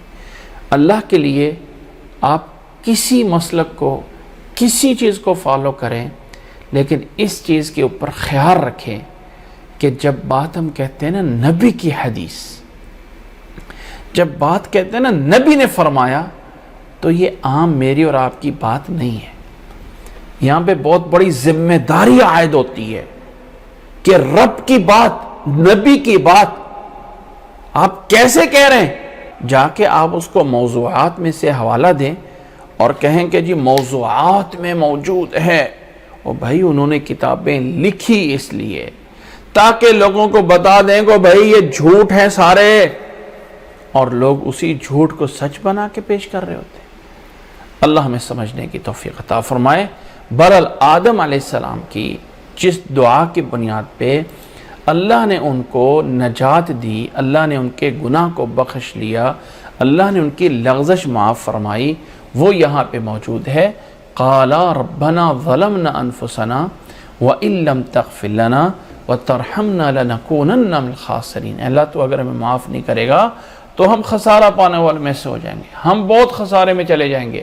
اے اللہ ہمیں معاف فرما دے، اللہ ہم پہ رحم فرما، اللہ ہمارے گناہ کو معاف فرما لے۔ یہ تھی ان کی دعا آدم علیہ السلام کی۔ اچھا یہاں پہ ایک بات اور سمجھ لیجئے کہ آدم علیہ السلام سے یہ گناہ ہو جانا، اس میں کوئی شک نہیں کہ مشیت الہی، اللہ کی مرضی ایسے تھی، ہونا ایسے تھا، اللہ کو پہلے سے پتہ تھا، ایسا ہو گیا۔ لیکن اس سے انسانیت بنی ہے، اس سے میں اور آپ آگے چل کے دنیا بنی ہے، دنیا چلی ہے۔ اس لیے جس چیز کو اللہ تعالیٰ کہنا معاف کر دیا، تو مجھے اور آپ کو کوئی حق حاصل نہیں ہے کہ کوئی انسان کہے کہ اب جو ہے نہیں وہ گناہ باقی ہے۔ جیسے کہ نصارہ اور عیسائیوں میں ہے کہ آدم علیہ السلام نے جو گناہ کیا تھا وہ پوری کی پوری انسانیت کا داغ تھا، پوری کی پوری انسانیت کا گناہ تھا۔ تو عیسیٰ علیہ السلام اس گناہ کو بخشانے کے لیے انسانوں کی طرف سے وہ قربان ہوئے تھے۔ عیسیٰ علیہ السلام وہ جو ازلی گناہ یعنی گویا کہ انسان ازل سے گنہگار ہے، اس گناہ سے پاک ہونے کے لیے جو سولی پہ لٹکائے گئے تھے، یہ ان کے نظریات میں ہے، ایسا نہیں ہے۔ آدم علیہ السلام سے اگر یہ لغزش ہوئی تو اللہ نے انہیں معاف فرما دیا۔ جب اللہ نے معاف فرما دیا تو کسی اور کو کیا جرت ہے کہ وہ کہے قَالَ اهْبِطُوا بَعْضُكُمْ لِبَعْضٍ عَدُوٌّ۔ اب یہاں پہ اللہ تعالیٰ زمین پہ اتار رہا ہے، اتر جاؤ، تمہارا بعض کے لیے زمین پہ دشمن ہوگا۔ وَلَكُمْ فِي الْأَرْضِ مُسْتَقَرٌّ وَمَتَاعٌ إِلَىٰ حِينٍ، اور تمہارا زمین پہ رہنا ہے اور تمہارے لیے فائدہ ہے تھوڑے سے وقت کے لیے، جاؤ وہاں پہ زمین پہ جا کے رہو۔ قَالَ فِيهَا تَحْيَوْنَ وَفِيهَا تَمُوتُونَ، اسی زمین کے اندر جو ہے وہ تمہیں زندگی دی جائے گی، وہاں پہ ہی تم جو ہے وہ زندہ ہوگے اور وہاں پہ فوت کیے جاؤ گے۔ وَمِنْهَا تُخْرَجُونَ، اور اسی زمین سے تمہیں دوبارہ نکالا جائے گا۔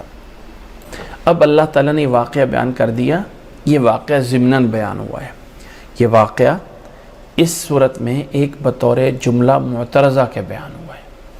اللہ تعالیٰ نے پیچھے صورت کے شروع میں جو یہ فرمایا تھا نا کہ اتبع ما انزل الیک من ربک ولا تتبع من دونہ اولیاء قلیلا ما تذکرون، اللہ کی بات کو مانو اللہ کے علاوہ کسی کی بات کو نہ مانو۔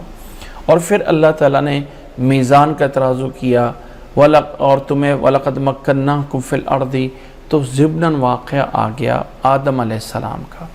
آدم علیہ السلام کا واقعہ پورا ہوتا ہے تو اس آدم علیہ السلام کے واقعے میں کچھ نصیحتیں ہیں جو قرآن نے وہاں سے نکال کے ہمیں کی ہیں۔ آدم علیہ السلام سے وہ جو لغزش ہوئی، اس کے نتیجے میں اللہ تعالیٰ نے وہ جو جنت کا لباس تھا وہ اتروا دیا۔ اب اللہ نے اسی طرح کی نصیحت کی ہے بنی آدم کو، اور فرمایا یا بنی آدم قد انزلنا علیکم لباسا، ہم نے تمہیں ایک لباس دیا ہے، یواری سوآتکم، جو تمہارے عیب والی جگہوں کو سوآ کہتے ہیں، جس کا مطلب یہ نکلتا ہے کہ انسان کا وہ والے اعضاء، انسان کا وہ والا حصہ جس کا چھپانا ضروری ہے، انسان کی شرمگاہ اسے چھپاتا ہے، یہ تمہیں لباس ہم نے دیا ہے۔ وریشہ، اور اس کے اوپر تھوڑا سا مزین بھی کیا ہے، یعنی گویا کہ یواری سوآتکم میں انسان کا ستر کا چھپانا آ گیا، وریشن میں اس سے تھوڑا سا اور بہتر کر کے پورے جسم کو چھپانا آ گیا کہ یہ اللہ نے تمہیں دیا ہے۔ وَلِبَاسُ التَّقْوَى، اور اللہ نے تمہیں ایک تقوی کا لباس بھی دیا ہے جو کہ جنت میں پہنایا جائے گا یا آخرت میں پہنایا جائے گا، یا دنیا میں تمہارے اوپر ایک لباس وہ نہیں ہے جو صرف ظاہری لباس ہوتا ہے، ایک بڑا لباس یہ بھی ہوتا ہے کہ انسان گناہ سے بچے، اور گناہ سے بچ کر گناہ کی جو رکاوٹ ہے یہ تقوی کی بنیاد پہ ہے، وہ بھی اللہ نے تمہیں لباس کے طور پہ دیا ہے۔ فرمایا ذالک خیر، وہ جو لباس تقوی ہے وہ تمہارے لیے جو ہے وہ اس سے سب سے بہتر ہے۔ پھر فرمایا ذالک من آیات اللہ لعلہم یذکرون، یہ اللہ تعالیٰ کی آیات سے ہے تاکہ جو ہے وہ نصیحت حاصل کریں۔ اللہ نے تمہیں لباس دیا ہے، اللہ نے تمہیں زینت دی ہے، اللہ تعالیٰ نے تمہیں جو ہے وہ خوبصورت بنایا ہے، اور اللہ نے تمہیں تقوی کا لباس بھی دیا ہے، اور وہ بہتر سب سے عمدہ ہے کہ انسان کو ایک ایسا لباس چاہیے۔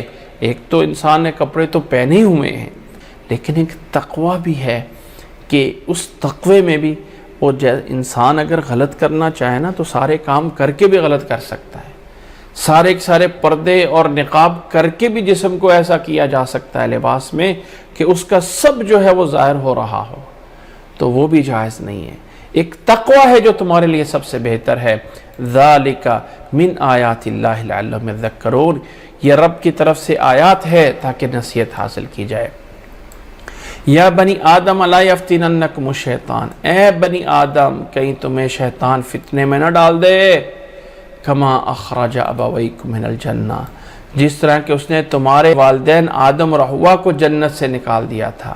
ینزع عنہما لباسہما، ان سے ان کا لباس اتروا دیا تھا، لیوریہما سوآتہما، تاکہ ان کا جو ہے شرمگاہ جو ہے وہ ظاہر ہو جائے۔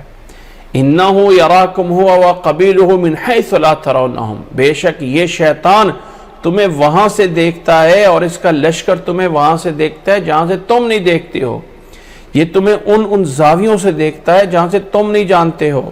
اس کو پتہ ہے کس انسان کو کہاں سے کون سی چیز دکھائی جائے تو اس کو جو ہے اس کی شہوت بھڑکنی ہے، وہ تمہارے بارے میں خوب جانتا ہے۔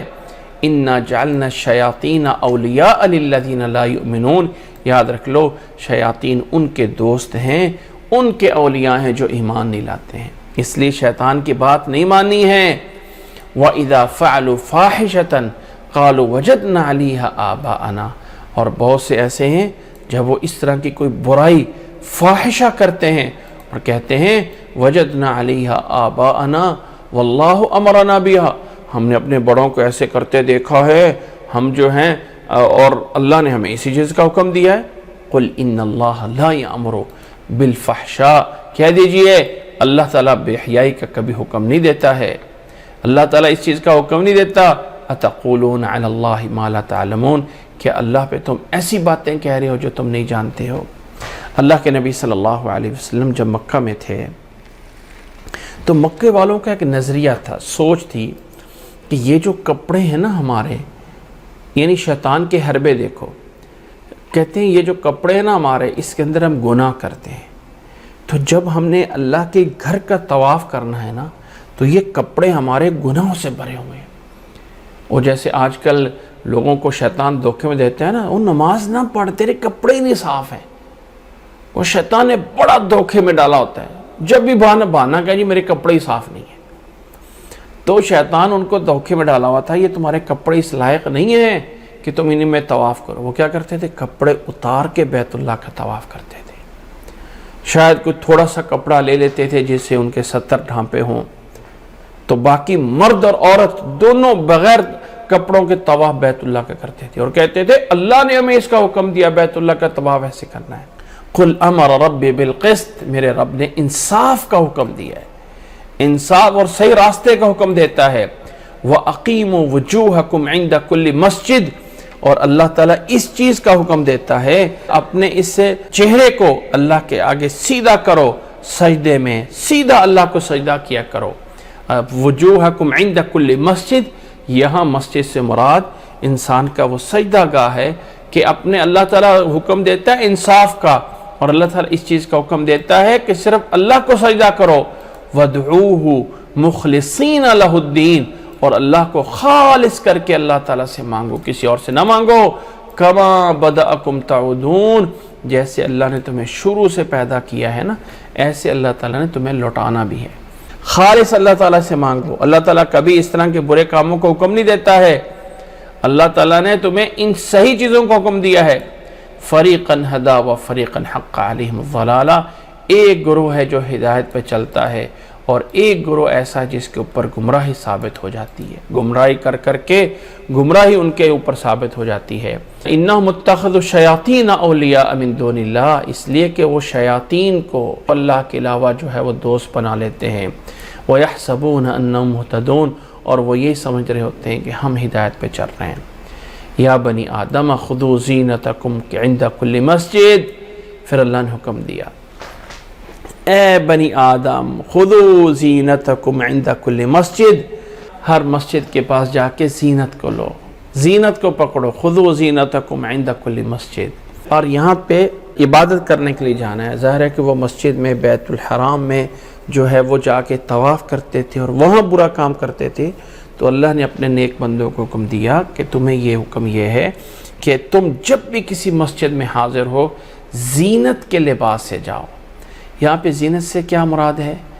ایسا لباس جو انسان کے لیے اس کے ستر کو چھپائے اور انسان کے لیے مروت کا لباس ہو۔ مروت کا معنی کیا ہے؟ کہ ایک ایسا لباس ہو جو عقل مندی کی دنائی کرتا ہو، عقل مندی کی دنائی موجود ہو۔ اور اگلی آیت کا ٹکڑا بھی ہے وَكُلُوا وَاشْرَبُوا وَلَا تُسْرِفُوا، کھاؤ پیو اور اسراف نہ کرو، کسی چیز میں اسراف نہ کرو۔ اِنَّهُ لَا يُحِبُّ الْمُسْرِفِينَ، بے شک وہ اسراف کرنے والوں کو، حد سے آگے گزر کے خرچ کرنے والوں کو پسند نہیں کرتا ہے۔ لباس بنانا ہے، اور اللہ کے گھر میں جانے کے لیے بھی لباس انسان بہتر ہو سکتا ہے۔ اب یہاں پہ کوئی فکس نہیں کیا گیا کہ انسان کو کون سے لباس میں نماز پڑھنی ہے، کون سے میں نہیں پڑھنی، کیسا ہے۔ بس ایک ضروری ہے کہ انسان جب اللہ کے آگے نماز پڑھنا چاہتا ہے تو ایک مروت کا لباس جو ہے وہ ہونا چاہیے، تھوڑا سا بہتر انداز میں، کہ اللہ نے زینت بولا ہے، زینت کا لفظ اللہ تعالیٰ نے بولا ہے۔ اور اسی آیت میں اللہ تعالیٰ نے یہ بھی کہا کھاؤ پیو، اس کی کوئی کھانے پینے کی پابندی نہیں ہے، کتنا کھانا ہے کتنا نہیں کھانا ہے۔ کچھ لوگ کہتے ہیں کہ کھانے میں بھی کم کھانا چاہیے، ٹھیک ہے کم کھانا صحت کے لحاظ سے صحیح ہے، لیکن شرعی لحاظ سے انسان کے لیے کوئی پابندی نہیں ہے، کھائے پیے۔ ہاں اسراف نہیں کرنا ہے کہ کھانے ضائع ہو رہے ہوں، کپڑے ضائع ہو رہے ہوں، اور یہ جو حد سے زیادہ جو ہے خرچی ہو رہی۔ انہ لا یحب المسرفین، اللہ تعالیٰ فضول خرچی کرنے والوں کو پسند نہیں کرتا ہے۔ آگے اللہ نے فرمایا قل من حرم زینت اللہ التی اخرج لعبادہ، اور کس نے منع کیا ہے، کس نے، ان سے کہو جو بیت اللہ کا اس طرح طواف کرتے ہیں، ان سے کہو من حرم، کس نے حرام کیا ہے اس زینت کو جسے اللہ تعالیٰ نے اپنے بندوں کے لیے بھیجا ہے، لباس پہننا جو اللہ تعالیٰ نے بندوں کے لیے کیا ہے، کس نے حرام کیا ہے؟ والطیبات من الرزق، اور اللہ تعالیٰ کی طیب اور پاکیزہ چیزیں کون ہے جو حرام کرتا ہے؟ قل ہی للذین آمنوا فی الحیات الدنیا خالصۃ یوم القیامہ، بتا دیجئے یہ سب چیزیں طیبات یہ سب لباس ایمان والوں کے لیے دنیا میں ہیں اور خالص ہوں گی ان کے لیے آخرت میں۔ آخرت میں دنیا میں ان کے لیے بھی ہیں، دوسروں کے لیے بھی ہیں، لیکن آخرت میں جا کے خالص ہوں گی ان کے لیے۔ كَذَلِكَ نُفَصِّلُ الْآيَاتِ لِقَوْمٍ يَعْلَمُونَ، یہ سب کچھ ہم تمہارے لیے بیان کرتے ہیں ان لوگوں کے لیے جو قوم جاننے کی کوشش کرتے ہیں، سمجھنے کی کوشش کرتے ہیں، ان لوگوں کے لیے رب کی طرف سے یہ نصیحت ہے۔ فرمایا بتا دیجئے قُلْ إِنَّمَا حَرَّمَ رَبِّيَ الْفَوَاحِشَ مَا ظَهَرَ مِنْهَا وَمَا بَطَنَ، فرمائیے کہ میرے رب نے حرام کیا ہے فواحش بے حیائیوں کو، ما ظَهَرَ مِنْهَا وَمَا بَطَنَ، جو ظاہر ہے یا جو پوشیدہ ہے، سب قسم کی بے حیائی اللہ تعالیٰ نے حرام کی ہے۔ وَالْإِثْمَ وَالْبَغْيَ، اللہ تعالیٰ نے گناہ کو حرام کیا ہے۔ وَالْبَغْيَ بِغَيْرِ الْحَقِّ، کسی کے اوپر زیادتی کرنا نہ حق، اللہ تعالیٰ نے اس کو حرام کیا ہے۔ وَأَن تُشْرِكُوا بِاللَّهِ مَا لَمْ يُنَزِّلْ بِهِ سُلْطَانًا، اور یہ کہ اللہ کے ساتھ تم ایسے لوگوں کو شریک بناؤ جن پر اللہ تعالیٰ نے کوئی دلیل نازل نہیں کی ہے۔ وَأَن تَقُولُوا عَلَى اللَّهِ مَا لَا تَعْلَمُونَ، اور تم اللہ کے بارے میں ایسی باتیں کہو جنہیں تم نہیں جانتے ہو، تمہاری کوئی تحقیق نہیں ہے، اور ان کے بارے میں تم جو ہے وہ کہتے رہو۔ اس طرح کر کے اللہ تعالیٰ نے ان تمام چیزوں کو تمہارے لیے حرام کیا ہے، یہ تمہارے لیے جائز نہیں ہے۔ ان آیات میں اللہ تعالیٰ نے اس چیز کو بطور نعمت کے ذکر کیا ہے کہ اللہ تعالیٰ نے انسان کو لباس دیا ہے۔ یاد رکھ لیں شرعی لحاظ سے کوئی لباس فکس نہیں ہے کہ فلانا لباس سنت ہے یا فلانا لباس سنت ہے، کوئی ایسے فکس نہیں ہے۔ ہاں جو چیزیں فکس ہیں حدیث میں وہ ایک بطور ایک قانون کے، اللہ کے نبی صلی اللہ علیہ وسلم کو قمیص پہننا پسند تھا۔ اچھا میں بعض لوگوں پہ حیران ہوتا ہوں کہ ہر بات وہ اپنی طرف کھینچ کے لے کے چلے آتے ہیں۔ اب حدیث میں موجود ہے کہ اللہ کے نبی صلی اللہ علیہ وسلم کو قمیص پسند تھی، کان یعجبہ القمیص۔ اب قمیص جو ہے عربی کے اندر قمیص کو بولا جاتا ہے۔ اب کچھ لوگ ہیں انہوں نے اپنے لیے لباس بنایا ہوا کرتا، وہ خاص قسم کا اتنا لمبا ہوگا، اس کے بازو یہاں سے کھلے ہوئے ہوں گے، اس کے کالر نہیں ہوں گے، وہ اس طرح کر کے ہوگا، اور اس کو بنا دیا جی مصنون لباس ہے۔ اچھا وہ حدیث کان یعجبہ القمیص اس کو لا کے اس پہ فٹ کر دیا۔ بھئی ایسا کچھ نہیں ہے۔ اس کا مطلب حدیث کا یہ ہے کہ اللہ کے نبی صلی اللہ علیہ وسلم کے دور میں باقاعدہ چادر جو ہے وہ ایک چادر اوپر لے لی جاتی تھی اور ایک چادر نیچے تہبند میں باندھی جاتی تھی، اس کو لباس سمجھا جاتا تھا۔ وہ بھی ایک جس کو یعنی ردا اور ازار بولا جاتا تھا، ازار نیچے والی چادر اور ردا جو ہے وہ اوپر والی چادر۔ اس کے مقابلے میں نبی صلی اللہ علیہ وسلم کو قمیص پہننا پسند تھا۔ اب اس میں خاموشی ہے کہ وہ قمیص آگے سے بٹن لگا ہوا، وہ قمیص کھلے بازو والی ہو، وہ قمیص کھلی ہو، وہ قمیص تنگ ہو، وہ قمیص لمبی ہے، وہ قمیص چھوٹی ہے، وہ کرتا ہے، وہ فلانا، اس سے سب چیزیں سے حدیث خاموش ہے۔ اللہ تعالیٰ نے فرمایا جو مرضی پہنو، یعنی جیسے اس آیت میں بھی اللہ تعالیٰ نے فرمایا ہے کہ یا بنی آدم خذوا زینتکم عند کل مسجد وکلوا واشربوا ولا تسرفوا، اے بنی آدم مسجد میں زینت لے کے جاؤ، کھاؤ پیو اور اسراف نہ کرو۔ اور اس میں چونکہ لباس سے شروع ہوا تو گویا آیت کا مفہوم یہ ہے کہ جو مرضی پہنو، جو مرضی کھاؤ، جو مرضی پیو، بس اسراف نہ کرو۔ اب گویا کہ جو ہمیں لباس کے بارے میں ہمیں جو ملتا ہے قوانین دین اسلام کے اندر وہ یہ ہے کہ نمبر ایک نبی صلی اللہ علیہ وسلم کو قمیص پسند تھی، وہ کسی بھی شکل میں، یہ مقابل ہے اس ردا کے جو اوڑی جاتی تھی چادر، اس کے مقابلے میں۔ اب وہ کسی کی جو ہے وہ ٹی شرٹ بھی ہو سکتی ہے، وہ کسی کا کرتا بھی ہو سکتا ہے، وہ عربی توپ بھی ہو سکتی ہے، اس میں کوئی پابندی نہیں ہے، اس میں حدیث کے لحاظ سے کوئی ایسی پابندی نہیں۔ اب کچھ لوگوں نے بنایا ہوا ہے کہ جی کالر والا پہننا ہے تو یہ خلاف سنت ہے، وہ آپ بین لگائیں گے تو آپ سنت کے مطابق چلیں گے، حدیث میں ایسی کوئی پابندی کہیں کسی کا ذکر نہیں۔ اچھا جی آپ کالر پہنتے ہیں تو آپ یہ سلیب بنتی، کیسے سلیب بنتی ہے پتہ نہیں، مجھے آج تک نہیں سمجھے کیسے بنتی ہے۔ اچھا جی وہ سلیب بنتی ہے اس لیے وہ جو ہے ناجائز ہوتا ہے۔ دیکھیں یہ ساری کی ساری چیزیں ہم نے آپس میں دین کو اس طرح کر لیا جو ہمارے لیے جو ہے وہ مصیبت بن گیا۔ دین میں صرف یہ ہے کہ آپ لباس ایسا نہ پہنیں جس میں اسراف ہو، یا جس میں تکبر آتا ہو، بس۔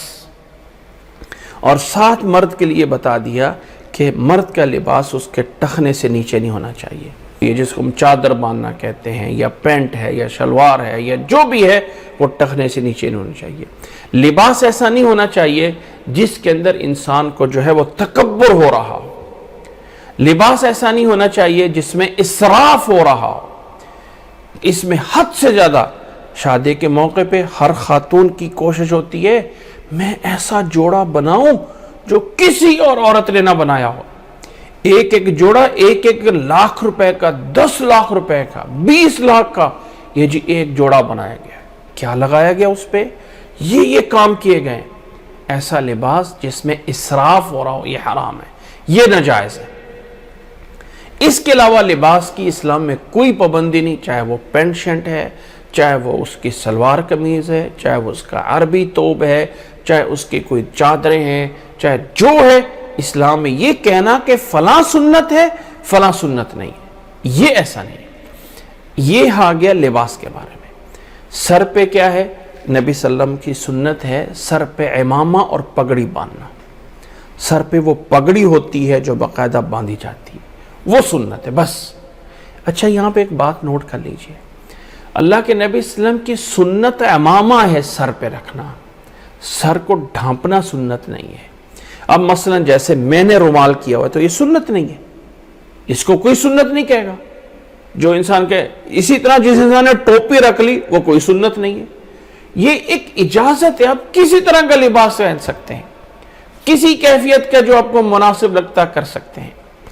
لیکن اگر آپ نے سنت پہ جانا ہے تو پھر وہ ایک پگڑی ہے، عمامہ ہے جس کو باندھا جائے گا۔ جس کا سر ننگا ہے، جس نے ٹوپی رکھی ہوئی ہے، جس نے کوئی رومال میری طرح لیا ہوا ہے، جس نے جو چیز رکھی ہوئی ہے، ہم ان سب کو ایک کیٹیگری میں لے کے آئیں گے کہ یہ سب عمامہ نہیں ہے، چاہے سر ننگا ہے۔ مردوں کے لیے جو ہے وہ ہم نے یہ کر دیا ہوا ہے کہ جی مرد ننگے سر نماز نہیں پڑھ سکتا، اور مسجدوں میں جب جاتے ہیں تو وہاں پہ وہ بڑی ہی عجیب قسم کی ٹوپیاں سی رکھی ہوتی ہیں، خاص طور ہمارے پاک و ہند میں، کہ وہ اتنی میلی پڑی ہوتی ہے، انتہائی میل، کہ اس ٹوپی کو انسان سر پہ رکھ کے کسی اور جگہ پہ نہیں جا سکتا ہے، کہ لوگ کہیں گے کیسے سر پہ گندی سی پلاسٹک کی ٹوپی رکھی ہوئی ہے۔ پہلے وہ ایک کھجی کی ہوتی تھی، پھر کپڑے کی نکلی تو وہ کہتے وہ میلی ہو جاتی ہیں، ان کو دھوئے گا کون؟ اب جو پلاسٹک کی جالی سی سر پہ رکھ لو۔ یا اگر یہ نہیں کچھ ہو رہا تو کیا لوگ کرتے ہیں، ایک جیب سے ایک رومال سا نکالا، جس رومال سے عموماً ناک صاف کرنے کے لیے رکھا جاتا ہے، وہ رومال نکالا اور سر پہ باندھ کے لو جی ہم نماز پڑھنے لگے ہیں۔ بھئی کس تکلف میں پڑھ رہے ہیں؟ کس تکلف میں پڑھ رہے ہیں آپ؟ کیوں اس چیز کے پیچھے لگے ہیں؟ ہاں اگر سنت پہ عمل کرنا ہے تو وہ عمامہ اور پگڑی ہے، وہ سر پہ عمامہ پہننا ہے، وہ نبی صلی اللہ علیہ وسلم کی سنت ہے، اس سنت کو اپنایا جائے۔ اگر کسی نے سنت اس کو پورا کر سکتا ہے وہ کرے۔ اس کے علاوہ زینتکم عند کل مسجد ایک زینت ہے، انسان کسی بھی طرح سے مناسب لباس میں رکھ سکتا ہے، اس میں نہ کوئی حلال ہے نہ کوئی حرام ہے۔ جو حرام باتیں ہیں اس میں فخر تکبر کا لباس نہیں ہونا چاہیے، اسراف نہیں آنا چاہیے، اور اسراف کے ساتھ پاؤں سے نیچے جو ہے وہ نہیں جانا چاہیے۔ اور باقی ایک معروف اور بنیادی بات ہے کہ مردوں کے لیے ریشم حرام ہے۔ کچھ لوگ پوچھتے ہیں جی یہ جو ٹائی ہے یہ ایک ریشم ہوتی ہے، اگر وہ ریشم اس میں اتنے پرسنٹ جو ہے وہ ہوتا ہے، اتنے پرسنٹ اس میں سلک لکھا ہوتا ہے، کیا ہم کریں، لے نہ لیں؟ اور وہ جو ہے کہ لوگ کہتے ہیں جی یہ اتنی لو پرائس میں آ رہی ہے کہ جو ہے وہ $1 میں 2 آ رہی ہیں، تو ان میں اصلی تو ریشم ہو ہی نہیں سکتا اتنے لو پرائز میں، تو آخر اس کا مطلب یہ ریشم وہ اوریجنل نہیں ہے۔ تو ان تمام چیزوں کا جواب اصل میں ہم لوگ پتہ کیا چاہتے ہیں؟ ہم لوگ چاہتے ہیں کہ ہمیں کہیں سے کوئی بندہ فتویٰ دے دے کہ یہ تیرے لیے جائز ہے۔ دیکھیں اسلام نے رول بتایا، باقی انسان خود فیصلہ کرے کہ مرد کے لیے ریشم پہننا حرام ہے، اور اس میں اگر ایک اور چیز بھی ایڈ کر لو لیکن وہ سب چیزوں کے لیے ہے کہ اللہ تعالیٰ نے مرد کو عورت کی مشابہت اختیار کرنے سے منع فرمایا ہے کہ مرد ایسا لباس پہنے جس سے عورتوں کی مشابہت ہو رہی ہے، یا عورت ایسا جو ہے وہ لباس پہنے جس سے جو ہے وہ مردوں کی مشابہت ہو رہی ہے، اس سے بھی منع کر دیا۔ اب یہ مرد والی سائیڈ ہے، عورت والی سائیڈ کیا ہے؟ عورت المرأۃ کلھا عورہ، عورت کا جسم پورا کا پورا ایک ستر ہے جس کا ڈھانپنا ضروری ہے۔ ہاں جہاں پہ اس کو کوئی محرم ہے، جہاں پہ اسے کوئی نہیں دیکھ رہا، وہاں اس کا چہرہ ہو سکتا ہے، ہاتھ سکتے ہیں، لیکن عورت کو پورا جسم ڈھانپنا خاص طور پہ نماز کے لیے ضروری ہے۔ آج کل جیسے ہر چیز میں جو ہے کوئی جدت سی آ گئی ہے کہ اس کی جگہ پہ بڑی چادر کے بجائے پہ ایک عبایا سا ہوتا ہے، ایک برقع سا ہوتا ہے، وہ سی لیا جاتا ہے۔ یاد رکھ لیں اس سب چیزوں میں جو اللہ نے کہا نا وہ لباس التقوی خیر، کہ جو تقوی کا لباس ہے نا انسان کے لیے وہ خیر ہے۔ اور اگر عبایا کوئی عورت نہیں پہن رہی ہے اور بڑی چادر لے کے ایک مہذب عورت کی طرح وہ بھی اگر کر کے جا رہی ہے تو ہو سکتا ہے اس کا پردہ وہ برقعے والی عورت سے زیادہ ہو رہا ہو سکتا ہے جو بڑی چادر لے کے اپنے آپ کو ایک مروت میں جا رہی ہے، کیونکہ اصل مقصد برقعہ نہیں ہے، اصل مقصد وہ عبایا نہیں ہے، اصل مقصد پردہ ہے۔ وہ کس انداز سے، ہاں اس کو اگر ایک اچھے طرح کا عبایا ہو سکتا ہے، جو بھی طریقہ ہو سکتا ہے۔ اب یہاں پوچھا جاتا ہے جی اچھا جی چہرہ چھپانا نقاب کرنا فرض ہے؟ کچھ چیزیں ایسی ہوتی ہیں ہو سکتا ہے وہ عام وقت میں فرض اس نوبت تک نہ بھی ہوں، لیکن جب ایک فتنہ ہوتا ہے، جب ہر طرف برائی اور بے حیائی عام ہو رہی ہوتی ہے، تو کچھ چیزیں اس فتنے کی وجہ سے بھی لازم اور ضروری ہو جاتی ہیں۔ عورت کا لباس، اس کا چہرہ چھپانا بھی جب وہ باہر جا رہی ہے جہاں غیر محرم ہے، جہاں اسے جو ہے وہ دوسرے مردوں میں جانا ہے، تو وہاں اسے چہرہ چھپانا بھی لازم اور ضروری ہے۔ یہ بات انشاءاللہ تعالیٰ سورۃ احزاب میں جا کے مزید اس پہ جو ہے وہ بات آ جائے گی۔ مین چیز یاد رکھ لیں کہ مرد کے لیے جو ہے وہ لباس کے لیے کوئی کیٹیگری نہیں ہے، نہ ہی عورت کے لیے ہے کہ کون سا لباس سنت ہے۔ جو صفات بیان کی گئی ہیں وہ ہیں۔ عورت کے لیے صفتیں کیا کی گئی ہیں؟ اس کا لباس کھلا ہونا چاہیے، اس کا لباس باریک نہیں ہونا چاہیے، اس کا لباس جسم کے لیے جو ہے وہ ساتر ہونا چاہیے۔ ایک عورت نے نبی صلی اللہ علیہ وسلم سے آ کے پوچھا کہ میں اپنے کپڑے کو زمین پہ کتنا چھوڑوں، یعنی کتنا ہونا چاہیے زمین تک لمبا؟ تو کیا ایک بالشت اتنا پورا کپڑا زمین پہ چھوڑ دوں کہ اتنا کپڑا جو ہے زمین پہ گھستا جائے؟ تو اللہ کے نبی صلی اللہ علیہ وسلم نے فرمایا ٹھیک ہے۔ کہا اگر وہ زمین پہ گھستا جائے گا تو اس کو ناپاک ہو جائے گا، اس کو ناپاکی لگے گی تو اس پہ اوپر سے گزرے گا تو کپڑا ناپاک ہوگا۔ تو اللہ کے نبی صلی اللہ علیہ وسلم نے فرمایا وَطَاهِرُهَا مَا بَعْدُ، اس کے بعد جو صاف جگہ پہ آئے گی تو وہاں پہ جب گھسے جائے گا تو صاف ہو جائے گا۔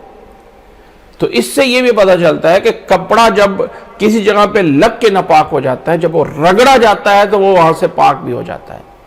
تو زمین پہ جب باقی صاف جگہوں پہ جو ہے وہ رگڑ آئے گی تو وہ کپڑا پاک ہو جائے گا۔ تو عورت جتنا لمبا کر سکتی ہے نیچے، بشرطے کہ اس کو چلنے میں تکلیف نہ ہو، اس کو جو ہے وہ چلنے میں مصیبت نہ ہو، اپنے جسم کو چھپانا، یہ ایک لباس ہے مرد کا اور عورت کا۔ مین چند چیزیں یہ ہیں کہ مرد کے لیے ریشم حرام ہے، ٹخنوں سے نیچے کرنا حرام ہے، اسراف اور تکبر منع ہے۔ اس کے علاوہ جو بھی طریقہ ہے، نبی صلی اللہ علیہ وسلم کا عمامہ پہننا سنت ہے، اللہ کے نبی صلی اللہ علیہ وسلم نے آرڈر حکم نہیں دیا۔ اللہ کے نبی صلی اللہ علیہ وسلم کے بڑے بڑے مجالس میں اس کا ہونا یہ موجود ہے، لیکن ایسا نہیں ہے کہ اللہ کے نبی صلی اللہ علیہ وسلم نے نماز کے لیے یا کسی چیز کے لیے اس کو لازم کیا ہو۔ نماز کے لیے سر ڈھانپنے کا تکلف کرنا، ایک ہوتا ہے انسان مہذب انداز سے، سر کا ڈھانپنا ہر قوم میں یا اکثر لوگوں میں ایک عزت کی چیز سمجھا جاتا ہے، ایک احترام کی چیز سمجھا جاتا ہے۔ تو ہم اس کو اس کیٹیگری میں لائیں گے کہ سر کا ڈھانپنا ایک عزت اور احترام سمجھا جاتا ہے۔ اور پھر ایک اور چیز ہوتی ہے، کچھ لوگوں کا ایک نشانی بن جاتی ہے۔ اب جو لوگ دیندار ہوتے ہیں نا، ان کی ایک نشانی بن جاتی ہے، سر ڈھانپا ہوتا ہے، گویا کہ بیسک بنیادی طور پہ۔ اب اس کو کوئی فرض سنت ایسا کچھ نہیں ہے۔ دین اسلام میں ایک عرف جو ہے نا، عرف عام، اس کا لحاظ رکھا گیا بہت زیادہ کہ لوگوں کے ہاں جو عزت والی چیز ہے اس کو عزت کے ساتھ سمجھا جائے، جو لوگوں میں بےعزتی والی چیز ہے اس کو اسی طرح برا سمجھائے۔ الطیبات اور خبائث یہ اس معاشرے کے اس عرف پہ چھوڑی گئی ہیں کہ کون سی چیز کو ہم طیب کہتے ہیں اور کون سی چیز کو ہم خبائث کہتے ہیں۔ تو معاشرے میں ایک عزت کا ایک احترام سمجھا جاتا ہے۔ اس لحاظ سے اگر انسان نماز میں سر ڈھانپ لے تو اس کو عزت احترام کی کیٹیگری میں لانا چاہیے، اس کو فرض، واجب، سنت، مستحب ایسی کوئی کیٹیگری نہیں ہے۔ اب اس کے لیے تکلف کر کے کرنا یہ کوئی ضروری نہیں ہے۔ باقی مرد کے لیے کوئی خاص کیٹیگری ہے، کوئی کرتا ہونا چاہیے، کوئی قمیض نہیں ہونی چاہیے، کوئی لمبا ہونا چاہیے، کوئی چھوٹا نہیں ہونا چاہیے، کوئی اس کا بین ہونا چاہیے، اس کا جو ہے کالر نہیں ہونا چاہیے یا کالر ہونا چاہیے، بازو کھلے ہونے چاہیے، بازو چھوٹے ہونے چاہیے، ایسی کوئی پابندیاں اسلام میں کہیں موجود نہیں ہیں۔ اللہ تعالیٰ میں سمجھنے کی توفیق عطا فرمائے۔ آگے اللہ نے فرمایا وَلِكُلِّ أُمَّةٍ أَجَلٌ، ہر ایک امت کے لیے، ہر ایک گروہ کے لیے ایک وقت مقرر ہے جب تک انہوں نے رہنا ہے۔ فَإِذَا جَاءَ أَجَلُهُمْ، جب ہر ایک کا وقت مقرر آئے گا، لَا يَسْتَأْخِرُونَ سَاعَةً وَلَا يَسْتَقْدِمُونَ، ایک گھڑی آ گئی ہے اس سے پیچھے نہیں ہو سکیں گے۔ جو وقت مقرر ہے اس وقت پہ لازمی جو ہے وہ جانا ہے۔ یا بنی آدم اما یأتینکم رسل منکم یقصون علیکم آیاتی، اے بنی آدم جب تمہارے پاس میرے رسول آئیں اور بیان کریں تم پر میری آیات، پس جس نے تقوی اختیار کیا اور اصلاح کر لی، فمن اتقى واصلح، جس نے تقوی اختیار کیا اور اصلاح کر لی، فلا خوف علیہم ولا هم يحزنون، ان پہ کوئی غم اور کوئی خوف نہیں ہوگا۔ والذین کذبوا بآیاتنا واستکبروا عنها، جنہوں نے ہماری آیات کے ساتھ تکذیب کیا، جھٹلایا ہماری آیات کو، جھٹلایا اور تکبر کیا، واستکبروا عنها اولئک اصحاب النار هم فیہا خالدون، وہ جہنم والے ہیں، ہمیشہ ہمیشہ اس میں رہیں گے۔ فمن اظلم ممن افترى علی اللہ کذبا، اس سے بڑا ظالم کون ہے جو اللہ کی طرف جھوٹ بنا کے منسوب کرتا ہے، او کذب بآیاتہ، یا اللہ کی آیات کو جھٹلاتا ہے، اولئک ینالہم نصیبہم من الکتاب، ان کے ذمے جو لکھت ہوئی ہے، جو ان کے ذمے ہے لکھت، وہ تو انہیں پوری مل کے رہے گی۔ حتی اذا جاءتہم رسولنا، لیکن جب ہمارے رسول، ہمارے فرشتے ان کے پاس پہنچیں گے ان کی جانیں لینے کے لیے، کہیں گے قالوا اینما کنتم تدعون من دون اللہ، اور کہاں ہو تم اللہ کے علاوہ کن کو پکارتے تھے اور کن کے پیچھے لگے ہوئے تھے؟ قالوا ضلوا عنا وشہدوا علی انفسہم انہم کانوا کافرین، اس وقت کہیں گے ہائے افسوس، جو کچھ تھا وہ سب کا سب گم ہو گیا، اور اپنے آپ پہ گواہ بنیں گے کہ وہ سارے کے سارے کافر تھے۔ قالت خلوا فی امم قد خلت من قبلکم من الجن والانس فی النار، اللہ تعالیٰ ان کو جہنم میں ڈالتے وقت کہے گا جاؤ جہنم میں داخل ہو جاؤ، تم سے پہلے انسانوں اور جنوں سے بہت سی جماعتیں اس میں جو ہے وہ داخل ہو چکی ہیں۔ کلما دخلت امت لعنت اختہا، جب بھی اس جہنم میں ایک جماعت داخل ہوگی تو اسی طرح کی دوسری جماعت کو لعنت کریں گے، لعنت کریں گے۔ حتی اذا ادارکوا فیہا جمیعا، جب سارے کے سارے جو ہے وہ اس جہنم میں سارے کے سارے جو ہے وہ گروہ جمع ہو جائیں گے، قالت اخراہم لأولاہم، تو بعد میں جہنم میں داخل ہونے والے وہ پہلے داخل ہونے والوں کے بارے میں کہیں گے ربنا ہؤلاء اضلونا، اے ہمارے رب انہوں نے ہمیں گمراہ کیا تھا، یہ پھر رہے ہیں یہاں پہ، انہوں نے ہمیں گمراہ کیا تھا، فآتیہم عذابا ضعفا من النار، پس اے اللہ ان کو جہنم کا دگنا عذاب دے دے۔ اللہ تعالیٰ فرمائے گا قال لکل ضعف، تم میں سے ہر ایک کو لیے دگنا مل رہا ہے، وَلَكِنْ لَا تَعْلَمُونَ، لیکن تم جانتے نہیں ہو، تم جانتے نہیں ہو۔ وَقَالَتْ أُولَاهُمْ لِأُخْرَاهُمْ، اور یہ پہلے بعد والوں سے کہیں گے فَمَا كَانَ لَكُمْ عَلَيْنَا مِنْ فَضْلٍ، فَمَا كَانَ لَكُمْ، ہمیں تمہارے اوپر کوئی بڑا اختیار تو نہیں نہ تھا نا، ہم کون سے کوئی تمہارے ذمہ دار تھے کہ ہمیں تمہارے اوپر کوئی مرتبہ حاصل تھا، ہم نے تو بات کہتے تم ہمارے پیچھے لگ گئے تھے۔ فَذُوقُوا الْعَذَابَ بِمَا كُنْتُمْ تَكْسِبُونَ، پس چکھو عذاب کو اس کے بدلے جو تم گناہ کرتے رہے ہو، جو تم کرتوت کرتے رہے ہو، اس کے بدلے ان گناہوں کے اندر جو ہے وہ پھنسو۔ ان الذین کذبوا بآیاتنا واستکبروا عنها، جنہوں نے ہماری آیات کو جھٹلایا اور ہماری آیات سے تکبر کرتے رہے، لا تفتح لهم ابواب السماء، ان کے لیے آسمان کے دروازے نہیں کھولے جائیں گے۔ آسمان کے دروازوں سے مراد کچھ لوگوں نے جنت کے دروازے لیے ہیں اور کچھ لوگوں نے اس سے آسمان کے ہی دروازے لیے ہیں، اور مراد یہ ہے کہ جب برے لوگوں کی روح جاتی ہے آسمان کی طرف تو اس کے لیے دروازے نہیں کھولے جاتے ہیں، اور ان کی روح کو اسفل السافلین، زمین سے نیچے جا کے جو ہے وہ ڈال دیا جاتا ہے، یہ مراد ہے۔ یا ان کے لیے جنت کے دروازے ہیں، یہ نہیں ان کے لیے کھولے جائیں گے۔ کن لوگوں کے لیے؟ ان الذین کذبوا بآیاتنا واستکبروا عنہا، جنہوں نے ہماری آیات کو جھٹلایا اور تکبر کیا۔ وَلَا يَدْخُلُونَ الْجَنَّةَ، اور یہ جنت میں کبھی نہیں داخل ہو سکیں گے۔ حَتَّى يَلِجَ الْجَمَلُ فِي سَمِّ الْخِيَاطِ، اس کو ایک ناممکن چیز کے ساتھ معلق کر دیا، جس طرح کے اونٹ جو ہے وہ ایک سوئی کے نکے میں سے وہ نہیں داخل ہو سکے گا، ایسے یہ لوگ بھی جنت میں داخل نہیں ہو سکیں گے۔ کسی چیز کو نہ کرنا ہو تو اس کو ایک کے ساتھ معلق کر دیا جاتا ہے، اچھا جب تم آسمان پہ جاؤ گے نا تو پھر میں بھی یہ کام کر لوں گا، تو وہ جانا ناممکن ہے، تو اس کو معلق کر دیا جاتا ہے ناممکن چیز کے ساتھ، اور بتانا ہوتا ہے کہ یہ چیز بھی ممکن نہیں ہے۔ وَلَا يَدْخُلُونَ الْجَنَّةَ، جنہوں نے کفر کیا، تکبر کیا، وہ جنت میں نہیں داخل ہوں گے، جس طرح کہ اونٹ جو ہے وہ سوئی کے نکے میں داخل نہیں ہوتا، جب تک وہ نہیں ہو سکتا تو یہ بھی نہیں ہو سکتے ہیں۔ فرمایا وَكَذَلِكَ نَجْزِي الْمُجْرِمِينَ، اس طرح کر کے ہم مجرموں کو جو ہے ان کے گناہوں کا بدلہ دیتے ہیں۔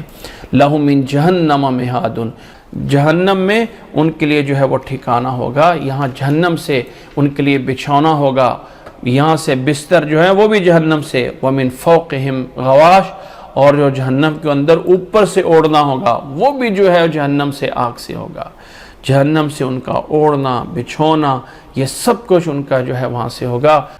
والذین آمنوا وعملوا الصالحات، اس کے مقابل میں جو لوگ ایمان لائے، نیک اعمال کیے، لا نکلف نفسا الا وسعها، یہ جتنے بھی اللہ نے حکم دیے ہیں، فرمایا ان تمام اعمال میں، تمام احکامات میں اللہ نے فرمایا ہم نے کسی کی وسعت سے زیادہ، ہمت سے زیادہ کسی پہ بوجھ نہیں ڈالا ہے۔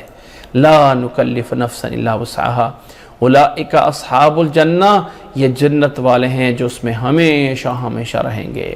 اب جنت میں جب جائیں گے، کوئی بڑا ہے کوئی چھوٹا ہے، یہ ہے وہ ہے، جنت کے اندر جا کے وَنَزَعْنَا مَا فِي صُدُورِهِم مِّن غِلٍّ، جنت کے جانے کے بعد، جنت میں داخل ہونے کے بعد دلوں کے اندر جو لغزشیں، دلوں کے اندر جو کینہ، دلوں کے اندر جو تھوڑا سا دوسروں کے بارے میں کوئی بات آ جاتی ہے، وہ اللہ سب کچھ نکال دے گا۔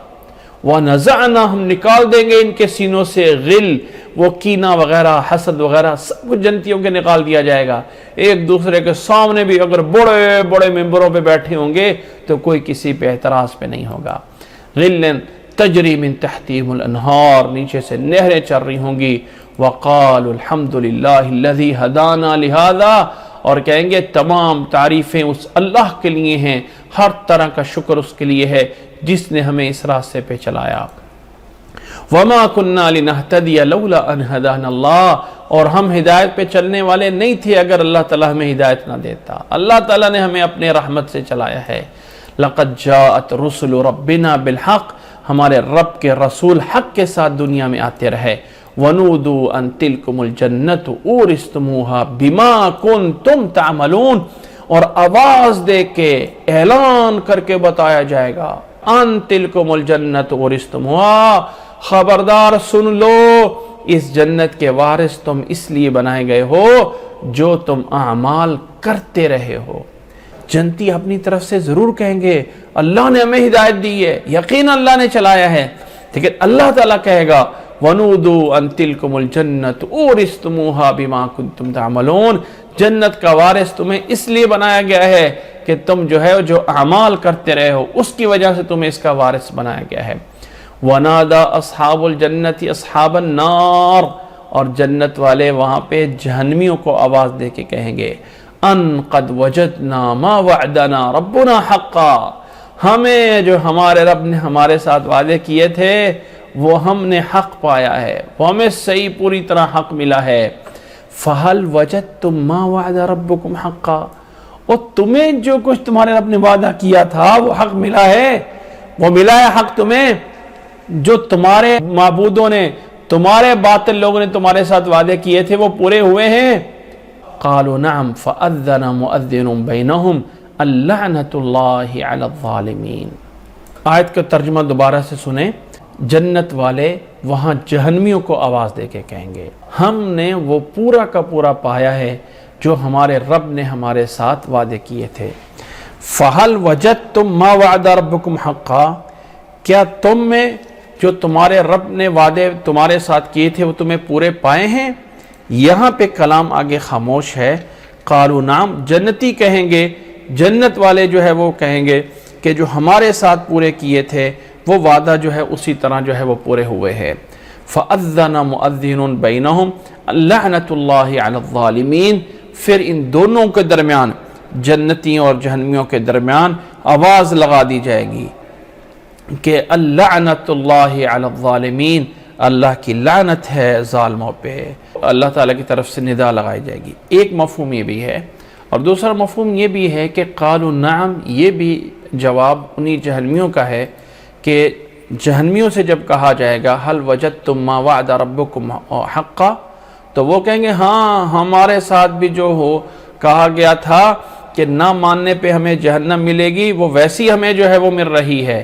فَأَذَّنَ مُؤَذِّنٌ بَيْنَهُمْ، تو وہاں پہ آواز لگائی جائے گی، پکارنے والا ایک پکار کے دونوں کے درمیان کہے گا کہ اللہ کی طرف سے لعنت ہے ان لوگوں پہ جو ظالم ہیں۔ الذین یصدون عن سبیل اللہ ویبغونہ عوجا، جو اللہ کے راستے سے روکتے ہیں، اس میں ٹیڑھ پن تلاش کرتے ہیں، اور آخرت کے ساتھ وہم بالآخرت ہم کافرون، اور وہ لوگ، وہ ظالم جو اللہ کے راستے سے روکتے ہیں، اللہ کے راستے میں ٹیڑھ پن تلاش کرتے ہیں اور آخرت کے ساتھ کفر کرنے والے ہیں۔ پھر اللہ تعالیٰ نے فرمائی یہ جنتی اور جہنمیوں کے درمیان ایک پردہ ہوگا، حجاب ہوگا، وَبَيْنَهُمَا حجاب، ایک پردہ ہوگا۔ وَعَلَى الْأَعْرَافِ رِجَالٌ يَعْرِفُونَ، اب یہ جو پردہ ہوگا جنتی اور جہنمیوں کے درمیان، اس پہ اعراف بولا گیا ہے۔ اب یہ دیوار ہے یا کوئی بڑے سے پہاڑ ہوں گے دونوں کے درمیان، یا بڑی سی دیوار ہوگی، وہاں پہ کچھ لوگ ہوں گے اس حجاب اور پردے پہ جو جنت اور جہنم کے درمیان ہے۔ وَعَلَى الْأَعْرَافِ رِجَالٌ، وہاں کچھ لوگ ہوں گے، بِسِيمَاهُمْ، ان کے چہرے کی شناخت سے جو ہے وہ پہچانے جائیں گے۔ وَنَادَوْا أَصْحَابَ الْجَنَّةِ، وہ جنت والوں کو آواز دے کے کہیں گے، یہ اعراف کے لوگ، اور کیا کہیں گے؟ ان سلام علیکم، سلامتی ہو تمہارے اوپر، لم يدخلوها وهم يطمعون، وہ جنت میں ابھی یہ اعراف والے داخل نہیں ہوئے ہیں لیکن اس کا طمع کر رہے ہیں، طمع ہو رہا ہے کہ لالچ ہو رہی کہ کاش کہ ہم بھی جنت میں داخل ہو جائیں۔ یہ اعراف کیا ہے؟ حدیث میں اس کی کوئی بہت بڑی وضاحت موجود نہیں ہے، قرآن مجید کی ان آیات سے پتہ چلتا ہے جنت اور جہنم کے درمیان یہ اعراف ایک جگہ ہوگی۔ اعراف کا معنی کسی ایک معروف جگہ، یا معروف ہم اپنے ہاں استعمال کرتے ہیں ایک بڑا پہچان والی جگہ، معروف بھی اسے بولا جاتا ہے نا جو جسے پہچانا جاتا ہے، جو ایک بڑی سی عرف ہوگا، بلند سی جگہ ہوگی جنت یا جہنم کے درمیان۔ وہ دیوار ہو سکتی ہے، وہ کوئی پہاڑ ہو سکتے ہیں، وہ اللہ عالم کیسے ہو سکتا ہے، اس پر کچھ لوگ ہوں گے۔ اب یہ کون لوگ ہوں گے؟ اللہ کے نبی صلی اللہ علیہ وسلم سے مرفوع احادیث میں ایسا نہیں موجود ہے۔ اللہ کے نبی صلی اللہ علیہ وسلم کے صحابہ سے، حضرت حذیفہ رضی اللہ تعالیٰ عنہ سے، حضرت عبداللہ ابن عباس رضی اللہ تعالیٰ عنہ سے تفسیر موجود ہے کہ یہ وہ لوگ ہوں گے جن کی نیکیاں اور گناہ برابر ہو گئے ہیں، اور اللہ تعالیٰ نے ان کو ابھی جنت میں داخل نہیں فرمایا ہے، لیکن اللہ تعالیٰ بعد میں اپنی رحمت سے انہیں جنت میں داخل فرما دے گا، کیونکہ اللہ نے جنت میں تو ان لوگوں کو بھی داخل کر دینا ہے جو جہنم میں چلے گئے ہیں لیکن ابھی توحید موجود ہے، تو وہ گناہوں کی سزا بھگت کے جنت میں چلے جائیں گے۔ اب جن کی نیکیاں اور گناہ برابر ہو گئے ہیں انہوں نے تو نتیجتاً لازمی جنت میں جانا ہے، تو فرمایا وہ جنت میں داخل نہیں ہیں، ابھی طمع اور لالچ کر رہے ہیں، تو جنت والوں کو سلام کہیں گے۔ وَإِذَا صُرِفَتْ أَبْصَارُهُمْ تِلْقَاءَ أَصْحَابِ النَّارِ، اور اگر ان کی آنکھیں جہنمیوں کی طرف پلٹتی ہیں تو کہتے ہیں قَالُوا رَبَّنَا لَا تَجْعَلْنَا مَعَ الْقَوْمِ الظَّالِمِينَ، پھر کہتے ہیں ربنا، اے ہمارا رب ہمیں ظالم قوم کے ساتھ نہ بنا دے۔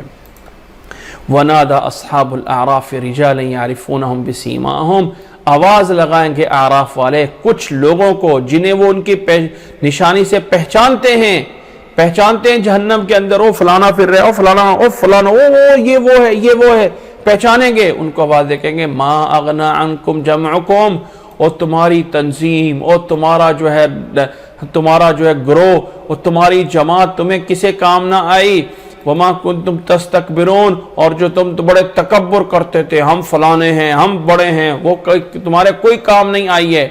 اہؤلاء الذین اقسمتم لا ینالہم اللہ برحمہ، یہ بیچارے غریب لوگ، یہ بیچارے ملاؤں لوگ، یہ بیچارے غریب اور محتاج جن کے بارے میں تم قسمیں اٹھاتے تھے یہ کبھی رب کی رحمت والے نہیں ہو سکتے، اللہ نے انہیں کہا ہے ادخلوا الجنۃ لا خوف علیکم ولا انتم تحزنون، اللہ نے انہیں کہا ہے جاؤ جنت میں داخل ہو جاؤ، تمہارے اوپر کوئی غم اور کوئی خوف نہیں ہے۔ وَنَادَى أَصْحَابُ النَّارِ أَصْحَابَ الْجَنَّةِ، اور جہنم والے جنت والوں کو آواز دے کے کہیں گے ان افیضوا علینا من الماء او مما رزقکم اللہ، او ہمیں بھی کچھ پانی بھیج دو، او ہمیں بھی کچھ رزق دے دو جو اللہ نے تمہیں دیا ہے۔ قالوا ان اللہ حرمہما علی الکافرین، جنتی آگے سے آواز دے کے جواب دیں گے اللہ نے اسے جہنمیوں پہ حرام کر دیا ہے، انہیں جنت کی کوئی نعمت نہیں پہنچ سکتی ہے۔ الذین اتخذوا دینہم لہوا ولعبا، جنہوں نے دنیا میں اپنے دین کو کھیل تماشا بنایا تھا، کھیل تماشا سمجھتے رہتے، کہتے رہتے یہ بھی کوئی چیز ہے، بس ایسے چھوڑو دفع کرو۔ وغرتہم الحیات الدنیا، اور دنیا کی زندگی نے انہیں دھوکے میں ڈالا ہوا تھا، وہاں جا کے کہا جائے گا آج جہنمیوں جتنی مرضی پکار کر لو، آج تمہیں بھی اسی طرح بھلایا جاتا ہے جیسے کہ تم نے اس دن کو بھلا دیا تھا۔ وما كانوا بآیاتنا یجحدون، اور جو وہ ہماری آیات کے ساتھ انکار کرتے رہے۔ اللہ تعالیٰ وہاں انہیں کہے گا وَلَقَدْ جِئْنَاهُمْ بِكِتَابٍ فَصَّلْنَاهُ عَلَىٰ عِلْمٍ هُدًى وَرَحْمَةً لِقَوْمٍ يُؤْمِنُونَ، اللہ تعالیٰ نے کہا دنیا میں تمہیں کتاب دی گئی تھی جس کو تفصیل کے ساتھ بیان کیا گیا تھا، علم کے ساتھ، ہدایت کے ساتھ، رحمت کے ساتھ، جو کہ یقین والے ایمان والوں کے لیے جو ہے وہ تھی، سب چیزیں کھل کر جو ہے وہ بیان کی گئی تھی۔ فَصَّلْنَاهُ عَلَىٰ عِلْمٍ هُدًى وَرَحْمَةً لِقَوْمٍ يُؤْمِنُونَ۔ اب اللہ تعالیٰ نے اتنا کچھ بیان کر دیا، قیامت کے بعد جنت اور جہنم میں جو جا کے حالات ہونے ہیں اس کا ایک منظر پیش کر دیا، اور لوگ پھر بھی ایمان نہیں لاتے ہیں۔ هَلْ يَنظُرُونَ إِلَّا تَأْوِيلًا، اتنا کچھ آنے کے باوجود پھر بھی ایمان نہیں لا رہے، تو کس چیز کا انتظار کر رہے ہیں؟